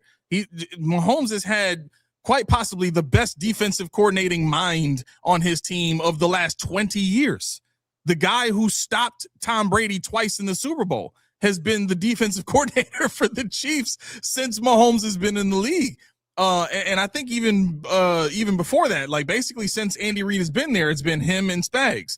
So, when you calculate all that, it's like, well, there's no way that we can buy into this mindset that it's Mahomes first, because I think when you're really paying attention to the benefits that Mahomes has had, Mahomes got to sit for a year behind Alex Smith. Mahomes came in and immediately had Travis Kelce there automatically tearing up the middle of the field for him and creating easy throws. He had the offensive coordination of Andy Reid giving him easy touchdowns, easy looks downfield with Tyreek Hill, who nobody expected to explode in that offense. Chris Jones as well. Yeah, you're right. Chris Jones on the other side, a defense that in crunch times came through. They might have been ranked in the 20s during the season, but in the playoffs, they had the situational awareness and coaching to be able to come up and perform when they needed to, so that Mahomes could get to the next level. So there's a lot of benefit that Mahomes has enjoyed in his career that Josh Allen has basically had to do by himself, and I think we're now starting to see the chickens come home to roost on that, conversation there, because without, Travis Kelce being elite, without, Chris Jones being at his peak, without Tyreek Hill, I mean, Mahomes has one championship, an injury-plagued season, and one other, I think 2 other seasons where it's just kind of been meh statistically. Mm-hmm. Since he lost Tyreek Hill, his stats have just plummeted year after year. So, and Kareem Hunt, because Kareem Hunt was another one. He lost Kareem Hunt. So now he's probably going to lose Rashid Rice. Yeah. Rashid Rice is going to get another suspension. So, I mean, people are the people that say that Josh Allen has had better weapons. We lost all of our good weapons after 2022? Yeah. Right? Because Beasley wasn't here anymore. Stephon Diggs was really the only receiver. Emmanuel Sanders was gone at that point. It was Diggs and Davis. I mean, we've always pretty much only had one-trick pony offenses. Right. Always. Even last year, think about it. Who was the one-trick pony? James Cook. That's it. Who's the receiver? Don't know. We got James Cook, though. That's what they always say. Well, we got everybody eats because nobody brought a fork. Yeah. Nobody has their own plate because we don't have anybody that commands to see at the head of the table. We got one-trick pony. When it comes to, I was talking to, I think it was Jay Hammond in the Discord. I posted something about a Miami Dolphins linebacker. I don't know if you saw it, but he said, "Oh, Jordan Brooks." Okay, yeah. He said when we played James Cook the first game, we watched film because he had like 120 yards rushing. This is Film Watchers, I think, is the podcast. That's okay. Yeah. 120 yards rushing, like 2 touchdowns the first game. Yeah. James Cook ran him up over 5 yards a carry. Had a day. He said, all we did was watch him. All we did was watch James Cook. We didn't have to worry about nothing else.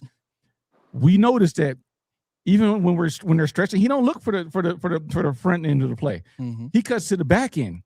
He likes to go backwards into the gap. So what I did was I spied. Who spies a running back when you have Josh Allen?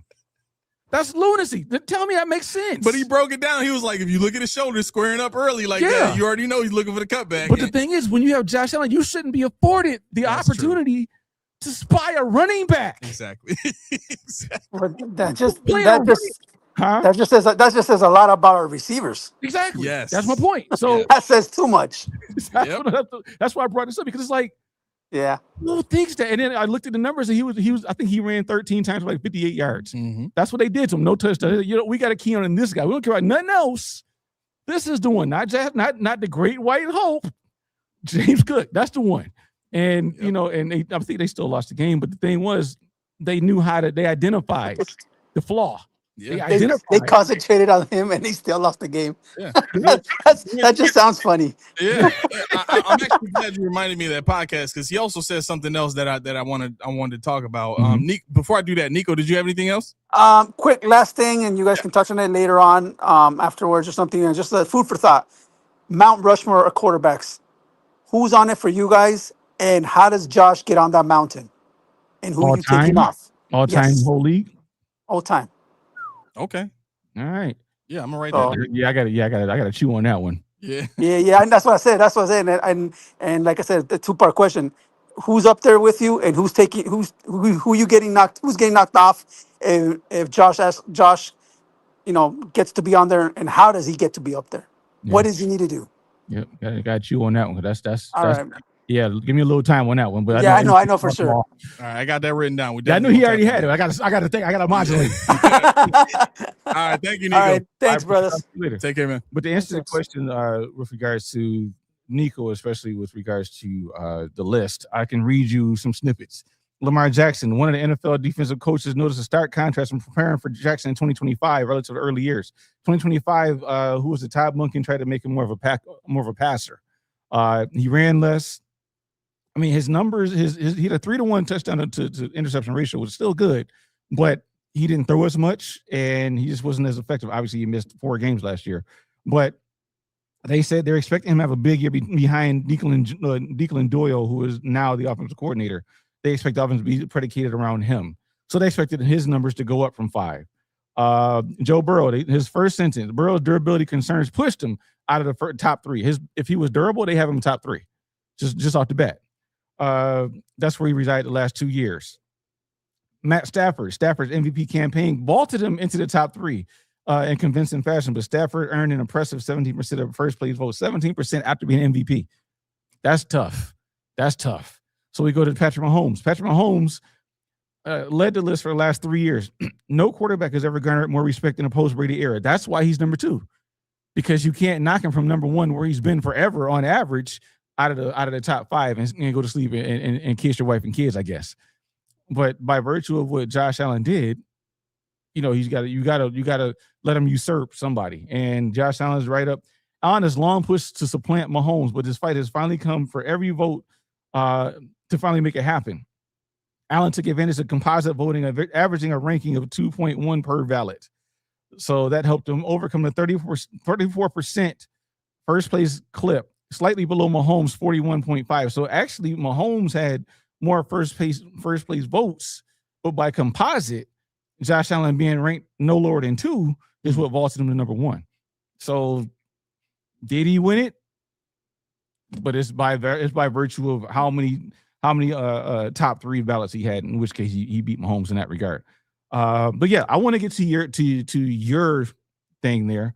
So in that same interview that you saw, Jordan Brooks also said, and this kind of troubled me a little bit, right? He said, and now mind you, this is a defensive player talking about scouting our offense last year. He said, and I'm paraphrasing, the Bills don't try to scheme you up. They just do what they gonna do. And this is who said this? Jordan Brooks. What position did he play? Linebacker. Who's he play against? The Bills. Bills what? Running backs. What side of the ball is he on? Offense. Who's our new head coach? This is what I'm getting at. Joe Brady. Right? He said they don't try to scheme you up. They just do what they gonna do.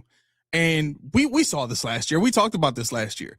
You know what I mean? The first half of games, it was, we are going to set out to run the ball, establish the run, hold on to the ball, control the game, control the clock, make things easy on our defense.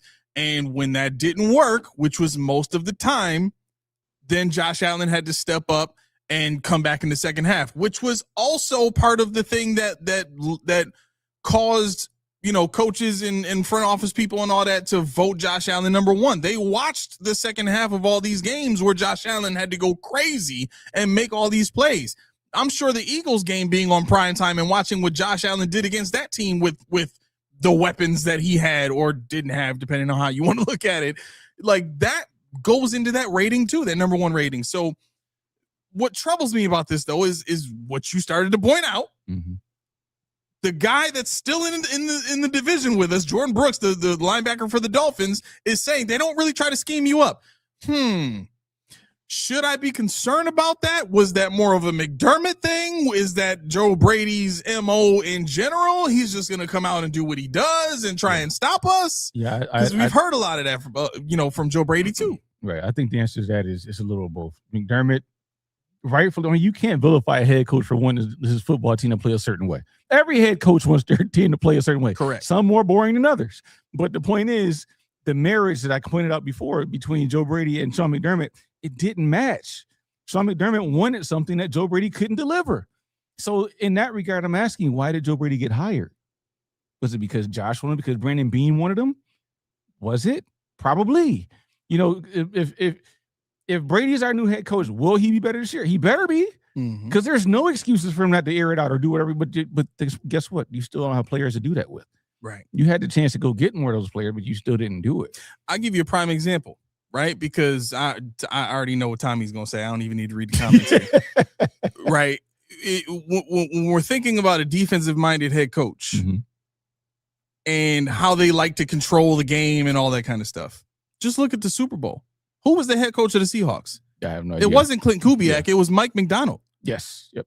Mike McDonald was an elite defensive mind that came from the Ravens and got the job with the Seahawks and turned that defense around immediately to the point where they dominated that Super Bowl, right? But they also scored a bunch of points. They also made some big plays. With who at quarterback? Yeah, with Sam Darnold at quarterback. Yeah. Right? Their best receiver got hurt in that game. Who did they start going to? They figured it out. They went to Cooper Kupp. They figured it out. Yeah. And I think the running back went off. They figured it out. I think that's an indication that Brady can do it. Because if you looked at the playoff games, he actually did see guys get schemed open. Like, yo, he's wide open. How? Right. But it was too few and far between. Like, so I'm like, what are we looking at? I just have a hard time saying, okay, yeah. McDermott said, no, be predictable. No, run the same 3 plays. Do duels all the time. I feel like he said, you know what? I need you to bleed some of this clock. I do believe that. Yes. I believe he said, I want it to be a shorter game, horizontal game. I don't want a lot of downfield stuff, which is within his right. Right. But like Santa said, because we're looking to build what he did at LSU, I don't know that that's true because we don't have the same pieces, the same equivalent, the same skill sets as they had at LSU when he was a coach there.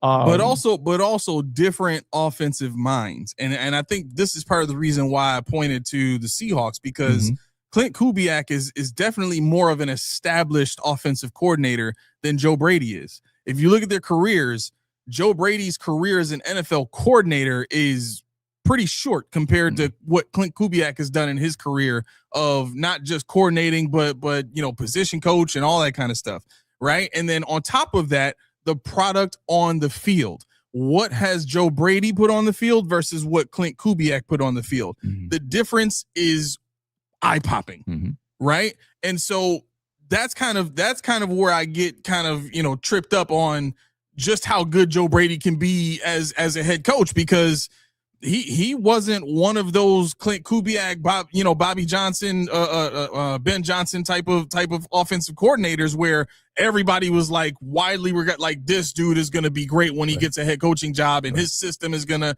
you know what I'm saying? He's not even Zach Taylor at this point. Right. Like Zach Taylor people poop on Zach Taylor, even though he's made a Super Bowl in the era that Josh Allen and McDermott have been, coaching and playing for the Bills. You know what I'm saying?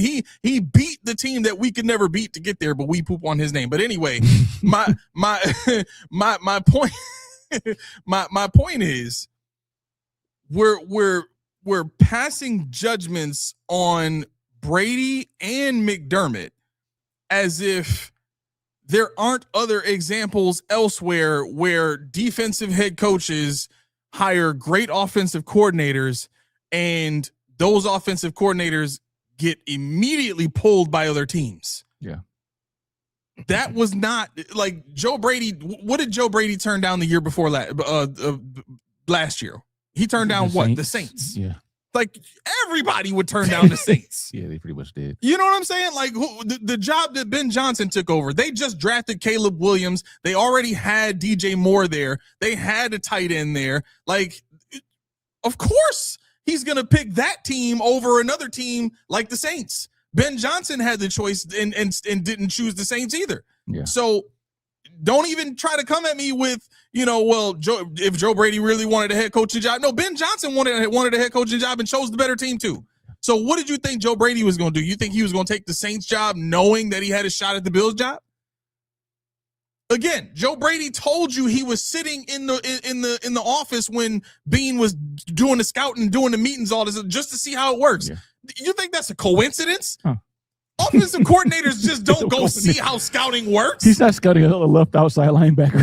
That's what I'm saying. Offensive coordinators do not go and sit in on scouting meetings. No. There's too much work to be done. Yeah. He's doing that because behind the scenes, somebody is talking to Brady that he might have the opportunity to coach the team. Yeah. Yeah, I think I agree. I counter agree with Tommy. He said, I don't think McDermott was ever going to add an OC or DC that was going to want to do it their way. That's why McDermott hired within. So we've come to an agreement on that one before. Yeah. So yeah, that's a good point. Yeah, I think that reason is why I was like, McDermott, he's just got to go. Yes. Because I was like, just hire Jim Leonard. And that's why Josh said it was necessary. Right. Like, what it is. Okay, he's not willing to do what it takes. But the funny thing is, being something about kicking at the door, but McDermott kicking at the door. This is my defense. I can do it. I can work. You're fired. What? Wait a minute. How come you can kick at the door, but I can't? I want to kick at the door. I got Carhartts and Timberlands on. I don't want no Jordans. Why can't I kick? My leg's still strong. Right. We can kick together. Where's Tyler Bass? He can't. Never mind. Leave him alone. He can't kick. His leg hurts. Well, I can kick. What you mean? But the thing, but really, you know, when you're thinking about this, is kind of weird because if you would have had McDermott in here regulating the culture while your offensive coordinator, defensive coordinator did their work, we would have had a formidable little off front coaching staff there. Jim Leonard, Joe Brady, and McDermott. That'd be beautiful. Yeah. But you know, that, like Tommy said, the defensive side was his baby. I could fix it. It's like that old dude's out there with the black and mild, just leaning over. That's that carburetor right there. No, it's not. Your car has no engine. Put an engine in it first. Then we'll figure out why it doesn't work. You know, so it was tough because he wouldn't get rid of it. He wouldn't get up off of it. And I think Bean now has the alignment back there with Brady, and I don't know if it's aligned with Leonard, but Leonard's like, I could do this. This is cool. I like Deion Walker. I like Terrell Bernard. They can run my defense. I like this. So it's tough. I would say I just lost my train of thought. Uh-oh. What was I thinking? My bad. No, because I'm looking at Sam cracking up in the comments, and then I was thinking about a couple other things. I would say that's the difference between Sean McDermott and Mike McDonald and some of the and this was my thought. If you look at what happened with the Houston Texans, CJ Stroud was on a Deshaun Watson-esque trajectory where this kid was coming out of nowhere. People knew he had some accuracy in him and you know, he's a decent quarterback, but nobody expected what they were seeing his rookie season, right? And when you look at what happened after Bobby Slowick got fired, the numbers for CJ Stroud absolutely shot straight through the floor. Mm-hmm. He couldn't move the ball. He wasn't reading things right. The offense looked clunky. They tried to focus more on running the ball. They still weren't good at it. And what was the issue there? Well, the issue was the defensive-minded head coach wanted the team to play football a certain way. He didn't want to be throwing the ball all over the yard and scoring points in 3 seconds, and his defense spending 50 minutes out on the field. That's not what he wanted. He wanted to play the way Sean McDermott wanted to play. Mm-hmm. Now, the difference between the two franchises is one thing. It's Josh Allen. Because if you take CJ Stroud and you put CJ Stroud on this team and you put Josh Allen on that Houston team, the Texans are having a hell of a decade. Right? And the Bills are quickly finding out just how good all the other players around Josh Allen are or aren't. Right? And I guess the point that I'm landing on in all this is the sad part about the Houston Texans is the defense that Sean McDermott wanted to have is exactly what the Texans have, where we don't have to think much. We just go get you. But Sean McDermott wanted that, but he wanted the talent level of those players in the bodies of players that could also think the game he wanted them to think, right? Because McDermott's defense is a lot more complex. So I'm saying all this to say, very different GMs in Houston and Buffalo. You got a defensive-minded head coach that said, I'm going to win games with defense, and is actually doing it now. And you got another head coach in Buffalo that was trying to win games with defense, but couldn't quite seem to get the style or the talent level of player that Houston has been able to get over the same time frame. Mm-hmm. Now, keep in mind, the Texans started after the Bills rebuilding their team. Right? Mm-hmm. They were bad with Davis Mills for a year. Then they drafted CJ Stroud, and it took them 2 years after that to build the defense they have now. Mm-hmm. So in a time span of 3 years, they've gotten to a place with their defense that Sean McDermott was trying to get for 8 years. Yeah. I think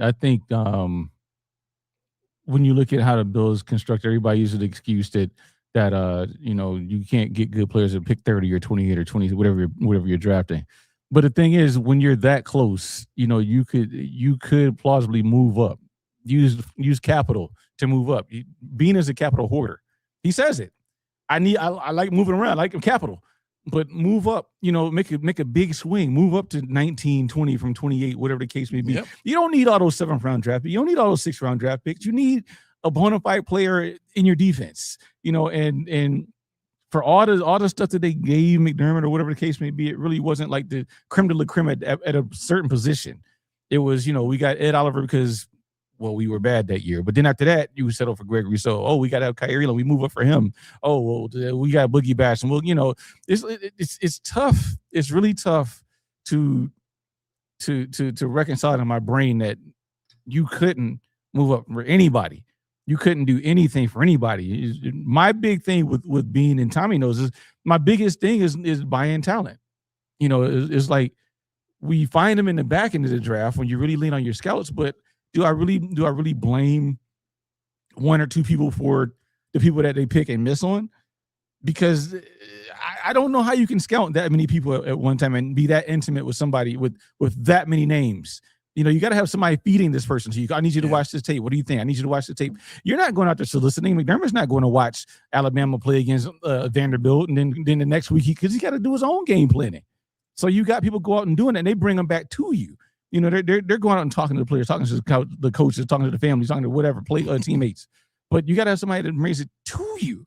And if there's a name in there that falls to 15 to 20, man, I'm moving hell or high water trying to get up to that 15 to 20 mark. Exactly. It could be done. I mean, not every year.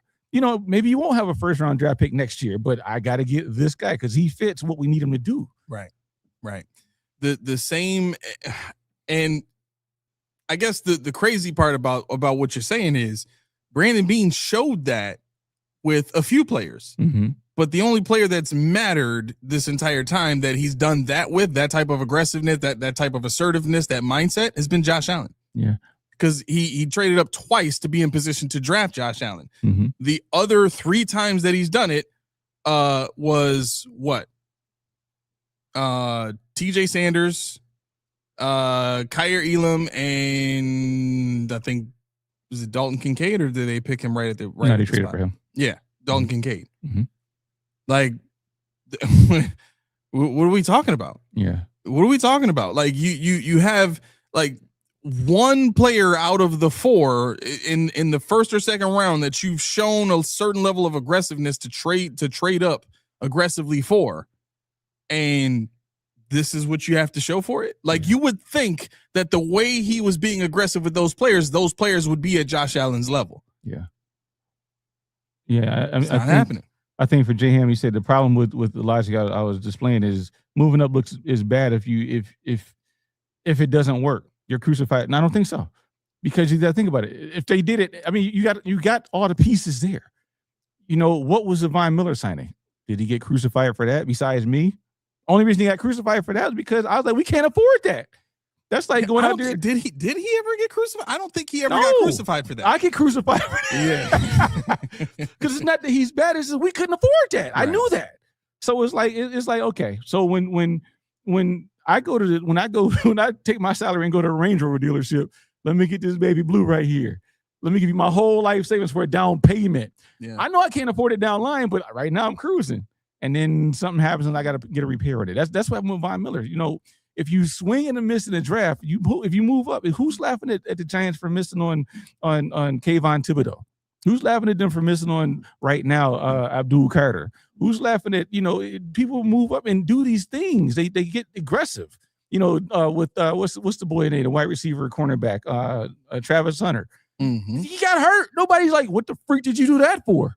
Because they made a bold move. They said we got Josh, we got James, we got Kincaid, we got Knox, we got an offensive line. All we need is that number 1.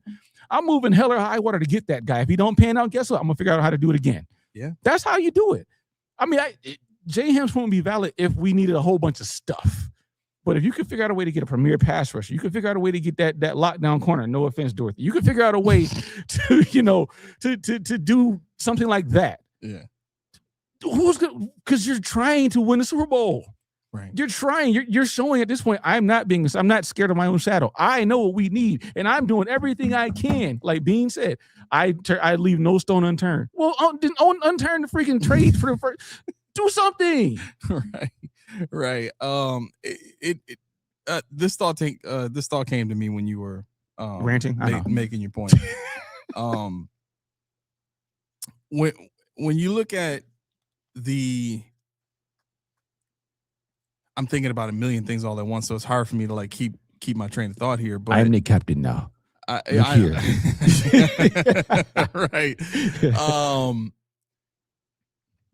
The Bills' pursuit of Jim Leonard, and nobody's really talking about this right now at all. Mm-hmm. Nobody talked about this when it happened. I think it's funny that we've all kind of overlooked this, and it's not even something that was like super obvious. You had to like really kind of, pay attention to how long the process was taking to acquire Jim Leonard, right? Because remember that the name Jim Leonard was floated out there for a while. And then we had the Jim Leonard interview. And then there was nothing for like what, a week, 2 weeks, something like that. Mm-hmm. You know what I'm saying? The person who makes that decision to hire him is not Joe Brady. It's not Brandon Beane. It's Jim Leonard. Right. Jim Leonard decides which job he wants to take. Right. So what's interesting about this is when you think about the position that he was in, where literally everybody who said his name is like, yo, that's a hot name out there. Everybody wants him, blah, blah, blah. Well, he's got options. Mm-hmm. So why did it take him so long to decide? Right. And then I couple that with some of the other things that I've kind of hypothesized on, and I'm still testing this theory out. It's not a full theory. It's a hypothesis at this point, right? Scientific method for those of you that understand. The Bills draft this season and how they've gone through this process of trying to give Jim Leonard what he needs is kind of twofold. Mm-hmm. The first thing is we're not going to go and get exclusively 3-4 players. We're going to go get hybrid players, right? Mm-hmm. And in the pursuit of these hybrid players, we're still going to put the same emphasis on the cultural type of player that they are. Right? So all of the same criteria that we've looked for before in players, good culture guy, team leader, good with the, with media and the public, respectable, all that kind of stuff, right? Willing to give everything for football while also being a hybrid style player, right? Mm-hmm. When you think about the system that the Broncos had, they had a great run defense, not because of just the linebackers. They had good defensive linemen that were good against the run. Yeah, they might have been undersized, but they were still really good against the run, Ed Oliver. And they had, 3 of them, right? Mm-hmm. The Bills have 2, maybe, guys who are good against the run. Deion Walker likes to dance around blocks and penetrate, not take on blocks. Ed Oliver is probably the only one that's like, in a position to, stand his ground. But I mean, they're going to double team him to get him out the way. You know what I'm saying? And then whoever you put at that other 4-eye spot, whether it's Jackson or TJ Sanders or Hoyt or whoever else, like they're not going to be good enough for that defensive line to do what it needs to do in an odd front. And while I'm not trying to specifically say that the Bills are only going to play out of an odd front, because it's going to be a hybrid defense, so you're going to see 4-down linemen or those types of looks at any given point in time. What I am trying to say is it doesn't seem like Brandon Beane went out of his way to give Jim Leonard exactly what he needed to be successful. It seems like he's giving Jim Leonard exactly what Brandon Beane needs to keep continuity, which is we'll get the guys that fit the descriptions that you've given us. But the first thing we prioritize in these players is still going to be all the same criteria that we had before, just now fitting a different scheme. And all of this gives this picture of we're building this new team. We're building this. We're retooling. This is not a rebuild, but we still want you to be patient because we're not going to, this is year one of this whole deal. Mm-hmm. You know what I'm saying? Which is what Joe Brady said. But I think it's very interesting that it took Jim Leonard to choose, as long as it did to choose us. And then when he gets here, he's not getting the defensive turnover that he would really need to be as successful as possible in year one. Right. Yeah. Who was it real quick? I want to know who was the Carolina, who do we spend all this money on when the salary cap went down from Carolina that wasted our cap space? Because who put it in there? Oh, here it is. The salary cap went downhill when McDermott kept going to Carolina. Old man player will. McDermott has a star. The cap hill started when they consistently. I don't think that really happened. What do you mean?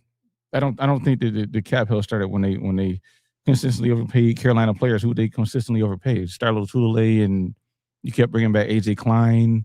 You had the pass rushers that they got. They had a bunch of defensive linemen that they were giving mid-tier contracts to. Well, mid-tier contracts like what? Yeah. Like Mario Addison. Yes, Mario Addison was a big name. Yeah, I mean, he had like a $7 million contract for a guy that was got 10 sacks. So I mean, in a season. Yeah. So or was it 9? I think it was 9. 9. Okay, he wouldn't get no double digits. No, he was like the team leader or something like that at one point in time. Yeah. But no, I mean the thing is, if you look at Starlo Tulele, when they gave him the 5-year, $50 million contract, it's $10 million a season. Okay. But in 2020, they gave him a pay cut and extended him. So he ended up losing the yearly cap hit. Well, that's because he was down for basically. Well, I'm saying even still, they could cut him or they extend him and make the cap hit. I think it was $6.5 million. Mm-hmm. So, I mean, that's not $20 million for Von Miller. No way you cut it, or there's no way to cut it and make it $20 million for Von Miller as a singular guy that you're signing when you got to sign Josh Allen to a monster contract. So you're saying all of the Carolina players' contracts don't compare to what Von Miller did. Well, of course, if you're going to add them all together, sure. That's what this guy's. Well, he said they're overpaying them. I mean, they were giving mid-tier contracts. They were giving guys. I mean, you're talking about for where Starlo Tulele was in his career. Well, he was that one tech that they wanted so badly. They thought. Then he got hurt all the time. I mean, still, he was never a one tech. Starlo Tulele was a 3 tech. That's kind of my point. So you overpaid for a guy to come in and do a job you wasn't qualified to do. But I mean, even then, does that account for why we were in the hole from 2022 now? Well, yeah. So and this is why I agree with it. When you look at how they drafted and how badly it went when they were trying to draft defensive ends. They drafted Greg Rousseau and then Boogie Basham in rounds 1 and 2. Boogie Basham was gone off the team 2 years later, right? And so that experiment went terribly because Boogie Basham is a 3-4 player, not a 4-3 player. And Greg Rousseau was expected to be an edge setter instead of being put in positions like he was in Miami to just pass rush all over the place and use his athleticism to be effective, right? So you basically neutered two of your first 2 picks of that draft. And every other time that they've tried to address key positions, it's been with guys that were not the elite athletic specimen or the elite skill level. It's always been the next step down from that. And what that forces you to do in free agency is spend more. And so when you think about where the salary cap Callaway. When you think about where the salary cap went from 2018 to 2023, I mean, you signed Hyde and Poyer, and you pretty much had your secondary straight for many years. You had Milano on the squad with Tremaine Edmonds. You had your linebacking core set for many, many years. The only position that they could never seem to get right and kept signing guys in free agency for is that defensive line. And at least 3 guys that they've had on the defensive line so far, throughout that time from 2018 to 2023, which is really where the salary cap got messed up. Most of those guys have been Carolina connections. Yeah, and I think the big issue was, and Bean told you this. We didn't, and obviously it's not his fault. We didn't expect the salary cap to go down in 2020 because of COVID. Yeah, COVID. So I'm not going to hold them. I'm not going to hold them accountable for that, because had the salary cap done what they thought it was going to do, what would we be talking about? Starlo Tulele? No, we wouldn't be talking about Mario, because the salary cap would also wouldn't have been talking about Von Miller. Right. But what I'm saying is we wouldn't blame the future on that. And Von Miller, for me, at that point was hindsight, because we brought him in 2022. The cap was already screwed up. It was already screwed up. So when you sign Starlo Tulele in 2018 or whatever that is. Shut up, Rich. Rich. you sign him, and then you got to pay for it by something that you didn't foresee. But then in 2022, you're trying to recoup, and you're trying to figure out how to pay Josh Allen, how to do this, moving all this money around so we can pay Von Miller. So that's the problem. If we didn't have this conversation with Von Miller and COVID, what did we lose, like $25 million or something like that year? We went down like 25, something stupid, something ridiculous that they lost out on. So to combat that, you don't go out and say, we got to hit this draft. We got to go sign Von Miller. We got to go pay money. No, what you should be doing, as Steve said, he said Cap Hill started right here. Oh, my bad. Sorry. No, sorry. He said Cap Hill started when Bean missed on the first 3 picks each year and then missed on free agency. He tried to sign to cover the fails. That's why our roster is both mid and we have the most dead cap. Exactly. Yeah. Exactly. I mean, I guess if you put it that way, it sounds like we're all saying the same thing. Basically. It is. Yeah. But like I'm saying, I'm not blaming him for no cap rant. I'm not blaming them for, things that they didn't foresee. But I'm blaming when you're like, okay, we got Gregory, so let's double it up and get the same dude in Boogie Basham. After we went and got AJ FNS the year before. We got 3 dudes the same thing. Look where we are now. We have 3 guys pretty much do the same thing. Yeah. So they like that kind of player. But what is the compliment? And they haven't found that. They don't want to identify that. Albert said he was mentioning James Pierce and getting 10.5 sacks. Will we still want him now? After the head casedness he's displayed in his offseason. I never wanted James Pierce, honestly. I never liked him. I thought he was a one-trick pony that was kicked out of 2 schools or something like that before he went to Tennessee. So that in itself, that tells me, as me and Laura always argue, so here's what we're going to talk about off the field stuff. Why do I care about that one? Because it impedes on what you do on the field. Yeah. Because when you go to jail, you can't play. when you're doing crazy stuff and you get suspended, you can't play. So that's when I care. If you're just throwing loud parties and having pink powder and whatever LaShawn McCoy's deal was on the boat in international water, I don't care. Yeah. I care because that they still played. Yeah. So when it comes to James Pierce, I like Mike Green. Mike Green only had 4 sacks last year, but he had that bend that I'm looking for that can free up other guys. If he starts bending, he starts to become more than a left tackle and a tight end can handle. Even if he doesn't get home, guess what? Ed Oliver, now he's a benefactor. Now Rousseau is a benefactor. Now your one tech, Deion Walker's a benefactor. And that's how I'm thinking about it. I'm not looking at it just the numbers. I'm looking at who you free up in the process. Yeah, shout out to Brian. Thank you, man. Says, never seen your podcast before, but solid job. Keep grinding. Thank you. We try to grind. I appreciate that. But here's where the bad news comes in for Brian. He's now part of the Post-Podium family, and that means you can no longer get out. So you're stuck with us. That in the show notes before they even think about it. What's this disclaimer though? I see a disclaimer. Can't do it. Maybe I should put a disclaimer at the top. If you comment, you're in the family. There's no blood in, blood out. You're just in. There's no getting out after that. Yes. So no, we got to get to your thing because I'm really interested. Okay. Because now we got 40 minutes. Okay, got you.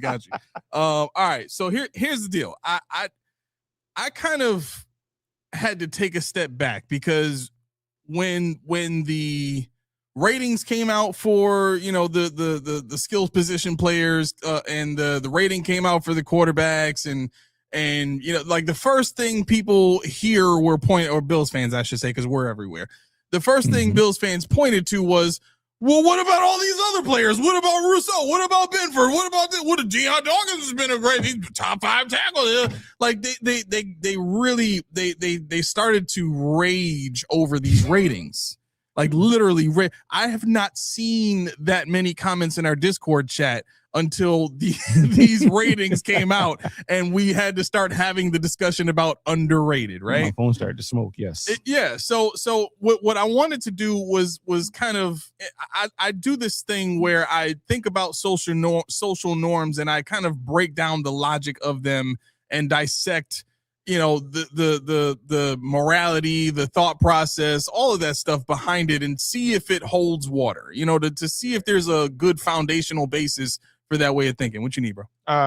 Nothing. I have a AWOL block that I'm just missing now. But it's okay. I hear you. Everything you're saying, I'm listening. An AWOL block? Yeah, my block is missing now, but that's okay. So what's going on? We got it. Okay.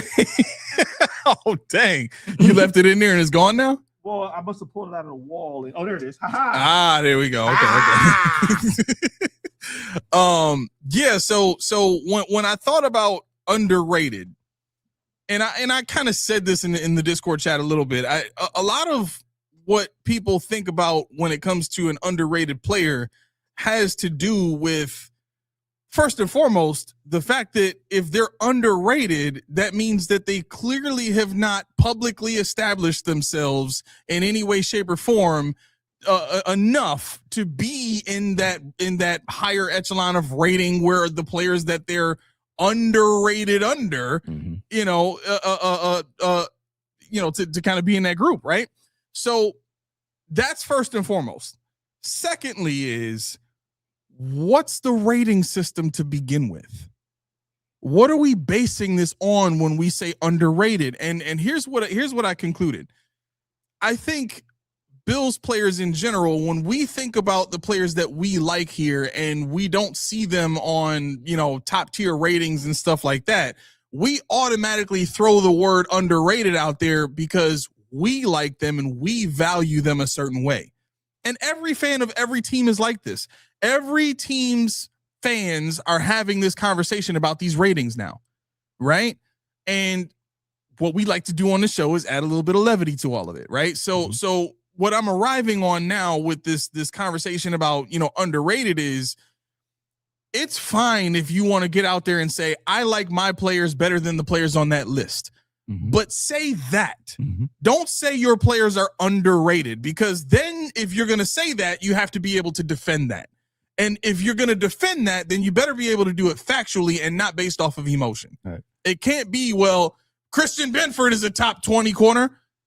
He's not a top 5 corner. He's not a top 10. He's not even a top 20 corner. I'm going to read to you the names of the top 20 corners and those ratings, all of which are ahead of Christian Benford. You ready? Number 1, Patrick Surtain, Derek Stingley, Christian Gonzalez. And now listen, y'all tell me when I reach a corner name that y'all are not familiar with, that y'all have not heard shouted out in the leagues at some point, or you haven't seen this player pop out in the game, whether it was against the Bills or in another game. Like, all of these names are going to stick out. Okay. So again, Devin Witherspoon for the Seahawks, number 4, Trent McDuffie, Quinyon Mitchell, Denzel Ward, J.C. Horn, Sauce Gardner, Cooper DeJean. That's the top 10. Right. Christian Benford is not in the top 10. I'll give you the next 10. Jalen Johnson, Joey Porter Jr., A.J. Terrell, Kamari Lassiter, L'Jarius Sneed, Reek Woolen, Jalen Ramsey, Jair Alexander, Charvarius Ward, and Deron Bland. It's a what have you done for me lately league. So even though Christian Benford might have been rated highly 2 years ago, he's not now. Yeah. Right? Now, here's the other thing. When you go to the PFF grades, Christian Benford is 36 on the PFF rankings. Great zone coverage ratings, but overall defensively, 36. So here I am giving you the names of the top 20 corners. Christian Benford's not even in the top 30. when it comes to his most recent ratings. Okay? Yeah. And Albert said, it's not true. Jeffrey Simmons is considered the most underrated defensive player, and he's the best defensive DT in the league. Underrated, in my opinion, is you're great at the job you're supposed to do. But again, what are you basing that on? Like, what's your definition of underrated? What metrics are you using to define underrated? The fact that you use the word underrated means there has to be a rating system. There has to be a mode of measurement. What are you using to measure your rating system for Jeffrey Simmons? Because I can easily look this up for defensive tackles right now. I'll pull it up on PFF. That's not a problem. Real quick, before I get to that, the other point I wanted to make, Deion Dawkins. People were crying about Deion Dawkins not being top rated. He's 32 on PFF, right? Greg Rousseau, he's not on any of these lists, but on PFF, he's number 8. If you wanted to make the best possible case for the most underrated player on the Bills, there's your guy. That's Albert's point right there, Greg. So that'd be the perfect one for what Albert said, because what are you supposed to do? You're supposed to set the edge. He's elite at setting the edge. He gives you the team lead, unfortunately, in sacks a year. He's leading in pressures. He's leading in hurries off from the defensive end, and he's durable. He doesn't really miss games. So yes, that's your top 10, I believe. Yep. And Jeffrey Simmons is a good example in terms of ratings. He's number 3 overall. Is he on those lists? No. But here's the other part of it too. These people in front offices and players and all that kind of stuff in this "what have you done for me lately" league are looking at who's winning, right? Because the Bills have had many good players, but nobody was talking about beast mode before beast mode got to Seattle. Nobody was wearing beast mode t-shirts outside of Buffalo until he got to Seattle. What does that tell you? They pay attention to who's winning. So yeah, Jeffrey Simmons, cool. Greg Rousseau, cool.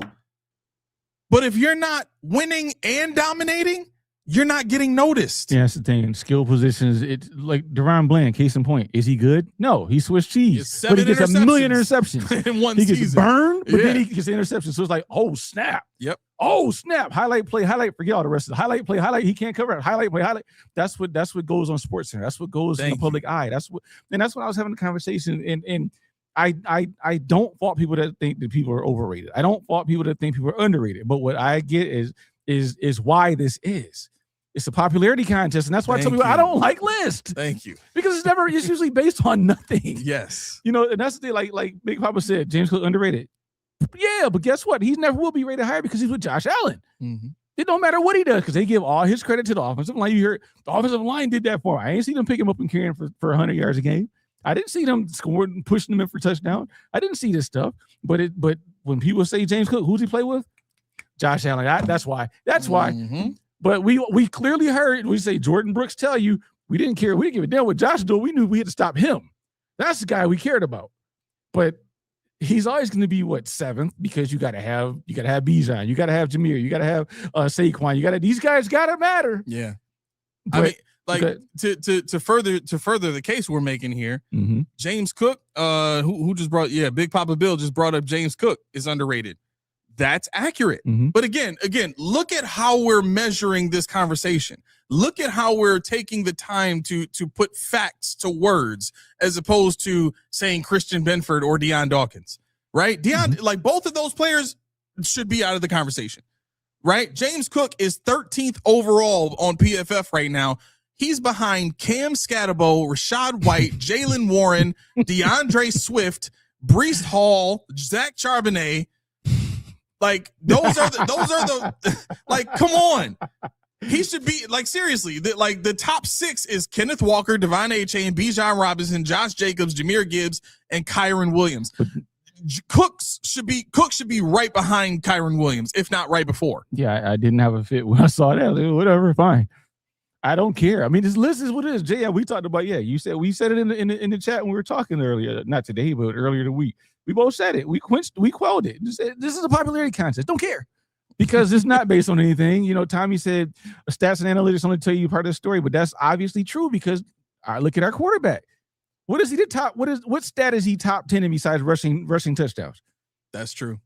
But but anyway, the greatest thing okay, based on what? Well, yards per carry too. I think he's up there. Well, that's what I'm saying. But that's quarterbacks, quarterbacks usually. Yeah. But I'm not knocking them. But what I'm saying is, like Tommy said, it's perception. Yeah.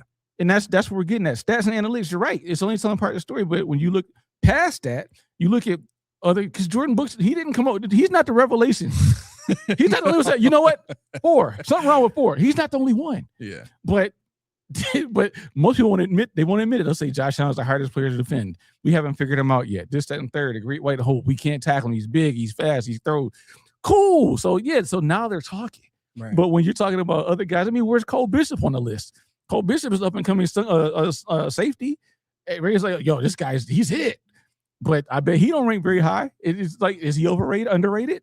Probably, but based on what? He got to prove it. Right. He's got to take over the defense in year 3. It's got to be his defense now. Yeah, that's exactly right. So, yeah, I mean that's really what I wanted to cover with this conversation, because to me, so much of what I get tired of hearing from Bills fans is the feeling stuff. Mm-hmm. You know what I'm saying? And until we get to the point where we're thinking past the feelings, and I know that's tough as a fan, a fanatic, and you know what I mean, because so much of fanaticism is emotion and getting caught up and enjoying the rush and all that kind of stuff. I get it. Mm-hmm. But if we're going to approach this rationally and we're going to think with clear thought about where the Bills are and the changes that are necessary to equal wins, we have to begin to process what's happening with the team logically, not emotionally. And part of the reason that the Bills don't feel any pressure to go and win a Super Bowl after they just fired a guy for not winning a Super Bowl is because we keep thinking about the team this way. We keep going with our emotion and riding the high and just feeling like it's going to eventually come and not actually thinking about, the moves that they've been making don't seem like they're leading us any closer. That seems like a lot of the same stuff, and look, we can say this till we're blue in the face.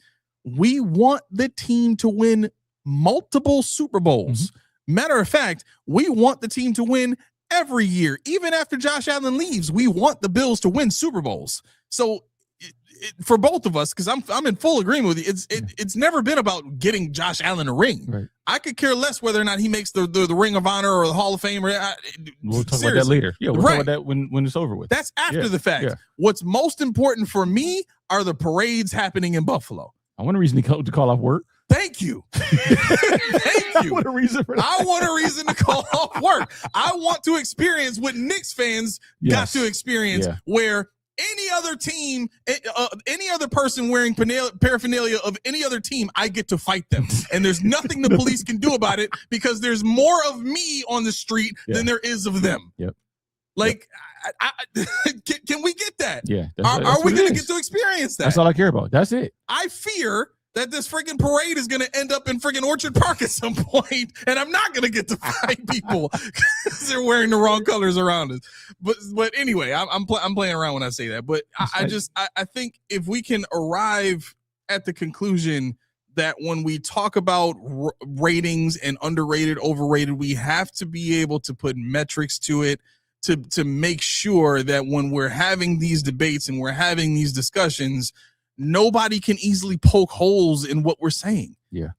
Really, if you think about it, this is not me trying to push people's fanaticism down. I'm trying to equip you for all of these debates that you're going to have with non-Bills fans about how good or how bad your team is. Mm-hmm.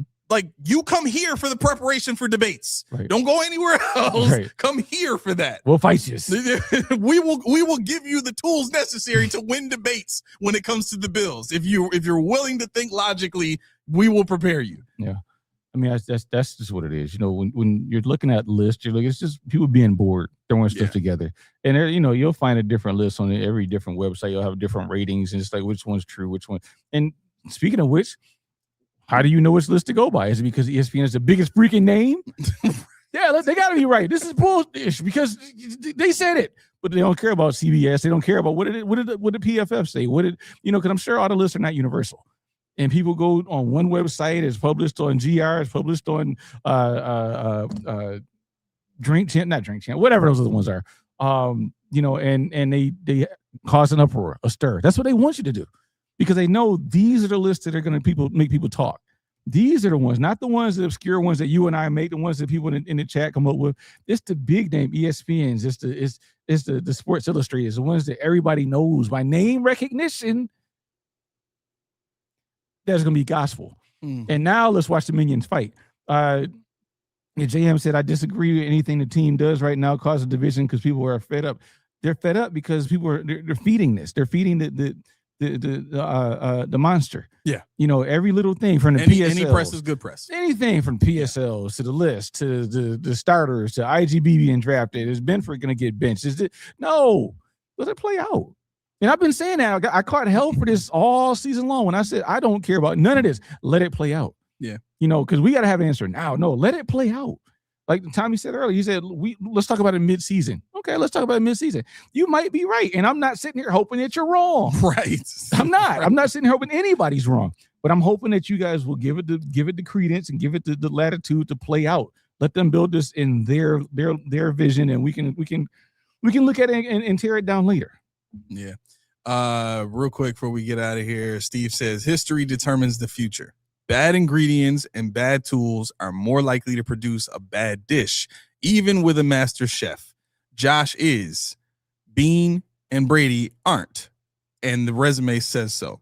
One thing I would add to that is awareness of history determines the future, right? Because the saying goes, if you don't know your history, you're destined to repeat it.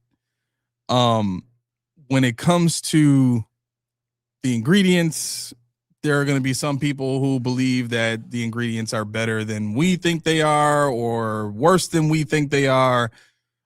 Again, we can have those debates in a logical, format where we're including, contextual stats, which don't yet exist, but they will. Mm-hmm. So with that being said, there's one thing in particular that I think, how can I say this? There's one thing in particular that I think really kind of just washes over this entire overrated, underrated conversation that just makes it all better. Does it? And for certain, it's Reese T. Oh man. But before we talk about Reese T, I forgot? What did I forget? Hi, Mike High Tech. What does he do? He's right there. But what does he do? Hi, Mike. High Tech. Peeps. That electronic equipment that you have that doesn't work anymore. I know somebody. I got a guy. For sure. Bring it back to life. Don't trust me. Don't trust him. Trust Hi Mike. High Tech. This is going to be a commercial soon. If you have a game system, you have a TV, you have a computer, you have a phone, you have a laptop, you have anything that you need, electronic inclination, seek a consultation with Hi Mike High Tech. Also known as, what is he in? The coolest cat in the fridge. Coolest cat in the fridge. If you see somebody say they love McDermott, it's Hi Mike High Tech. Still. His electronic acumen is way better than his head coaching acumen. See for yourself. Hi Mike High Tech. Not supposed to jab the sponsors. He jabs us all the time. Okay, I'm sorry. And while you're waiting for Mike to stop talking about McDermott, you go ahead and get yourself some Reese Tea, all right? Don't listen to me. Don't listen to him about that either, because Reese Tea is the real deal. It speaks for itself. Cold, hot, you leave it in your trunk, it's going to be spicy. And this heat we got outside, whoo! Hotter than a devil's hiccup. But don't worry about that. Get yourself some Reese Tea. What? Get yourself a case. Get yourself an individual. While you carry the case, you can drink the individual while you're waiting for the keys to cool down. Trust me, that's the winning recipe. Let them know that Post-Podium Podcast sent you over there, okay? And what are you going for? 1 part delicious, 1 part refreshing, 2 parts healthy, 4 ingredients. That's only 4 ingredients in that big bottle. It's worth it. Get you some. Let me know how it tastes. 1,000%. I got a bet I'm doing with Dorothy too, don't I? You do. So for those of you who are not in our Discord chat, you're missing out. You're missing out. Yeah. So I have a bet going with Dorothy in our Discord chat that if Christian Benford gets an interception in week 1 against CJ Stroud, I have to admit that I was wrong about Christian Benford and that he is a great corner. If for some reason if for some God forbidden reason that Christian Benford does not get an interception against CJ Stroud in week 1, she has to put him up for adoption and I get to ship him to Russia. So now I got to put a disclaimer. It don't matter how good a game he has. Right. Dorothy, it don't matter what he does. Exactly. He has to have an interception or else he's going to be on you. Like Boo said, whose ass are you on? Yours. That's if Benford doesn't get an interception. Laura's like, oh God, I don't want to lose Benford. Please go Benford. So you said, let me get on this. Steve is like, yo, let me get on this. He gets benched for the season. We'll see. We'll see. That'd be crazy. IGB, the person I looked at Ohio State and said, no, I can't watch this game. And now he's a Bill and he's a starter. Oh, Dorothy, you have some explaining to do. Yeah. All right, let's get to this window because your boy got to get home and get some rest. Here we go. All right, if you're hearing that music, that means a few things. Something new for you guys. There's no longer 3 free ways for you to support the show.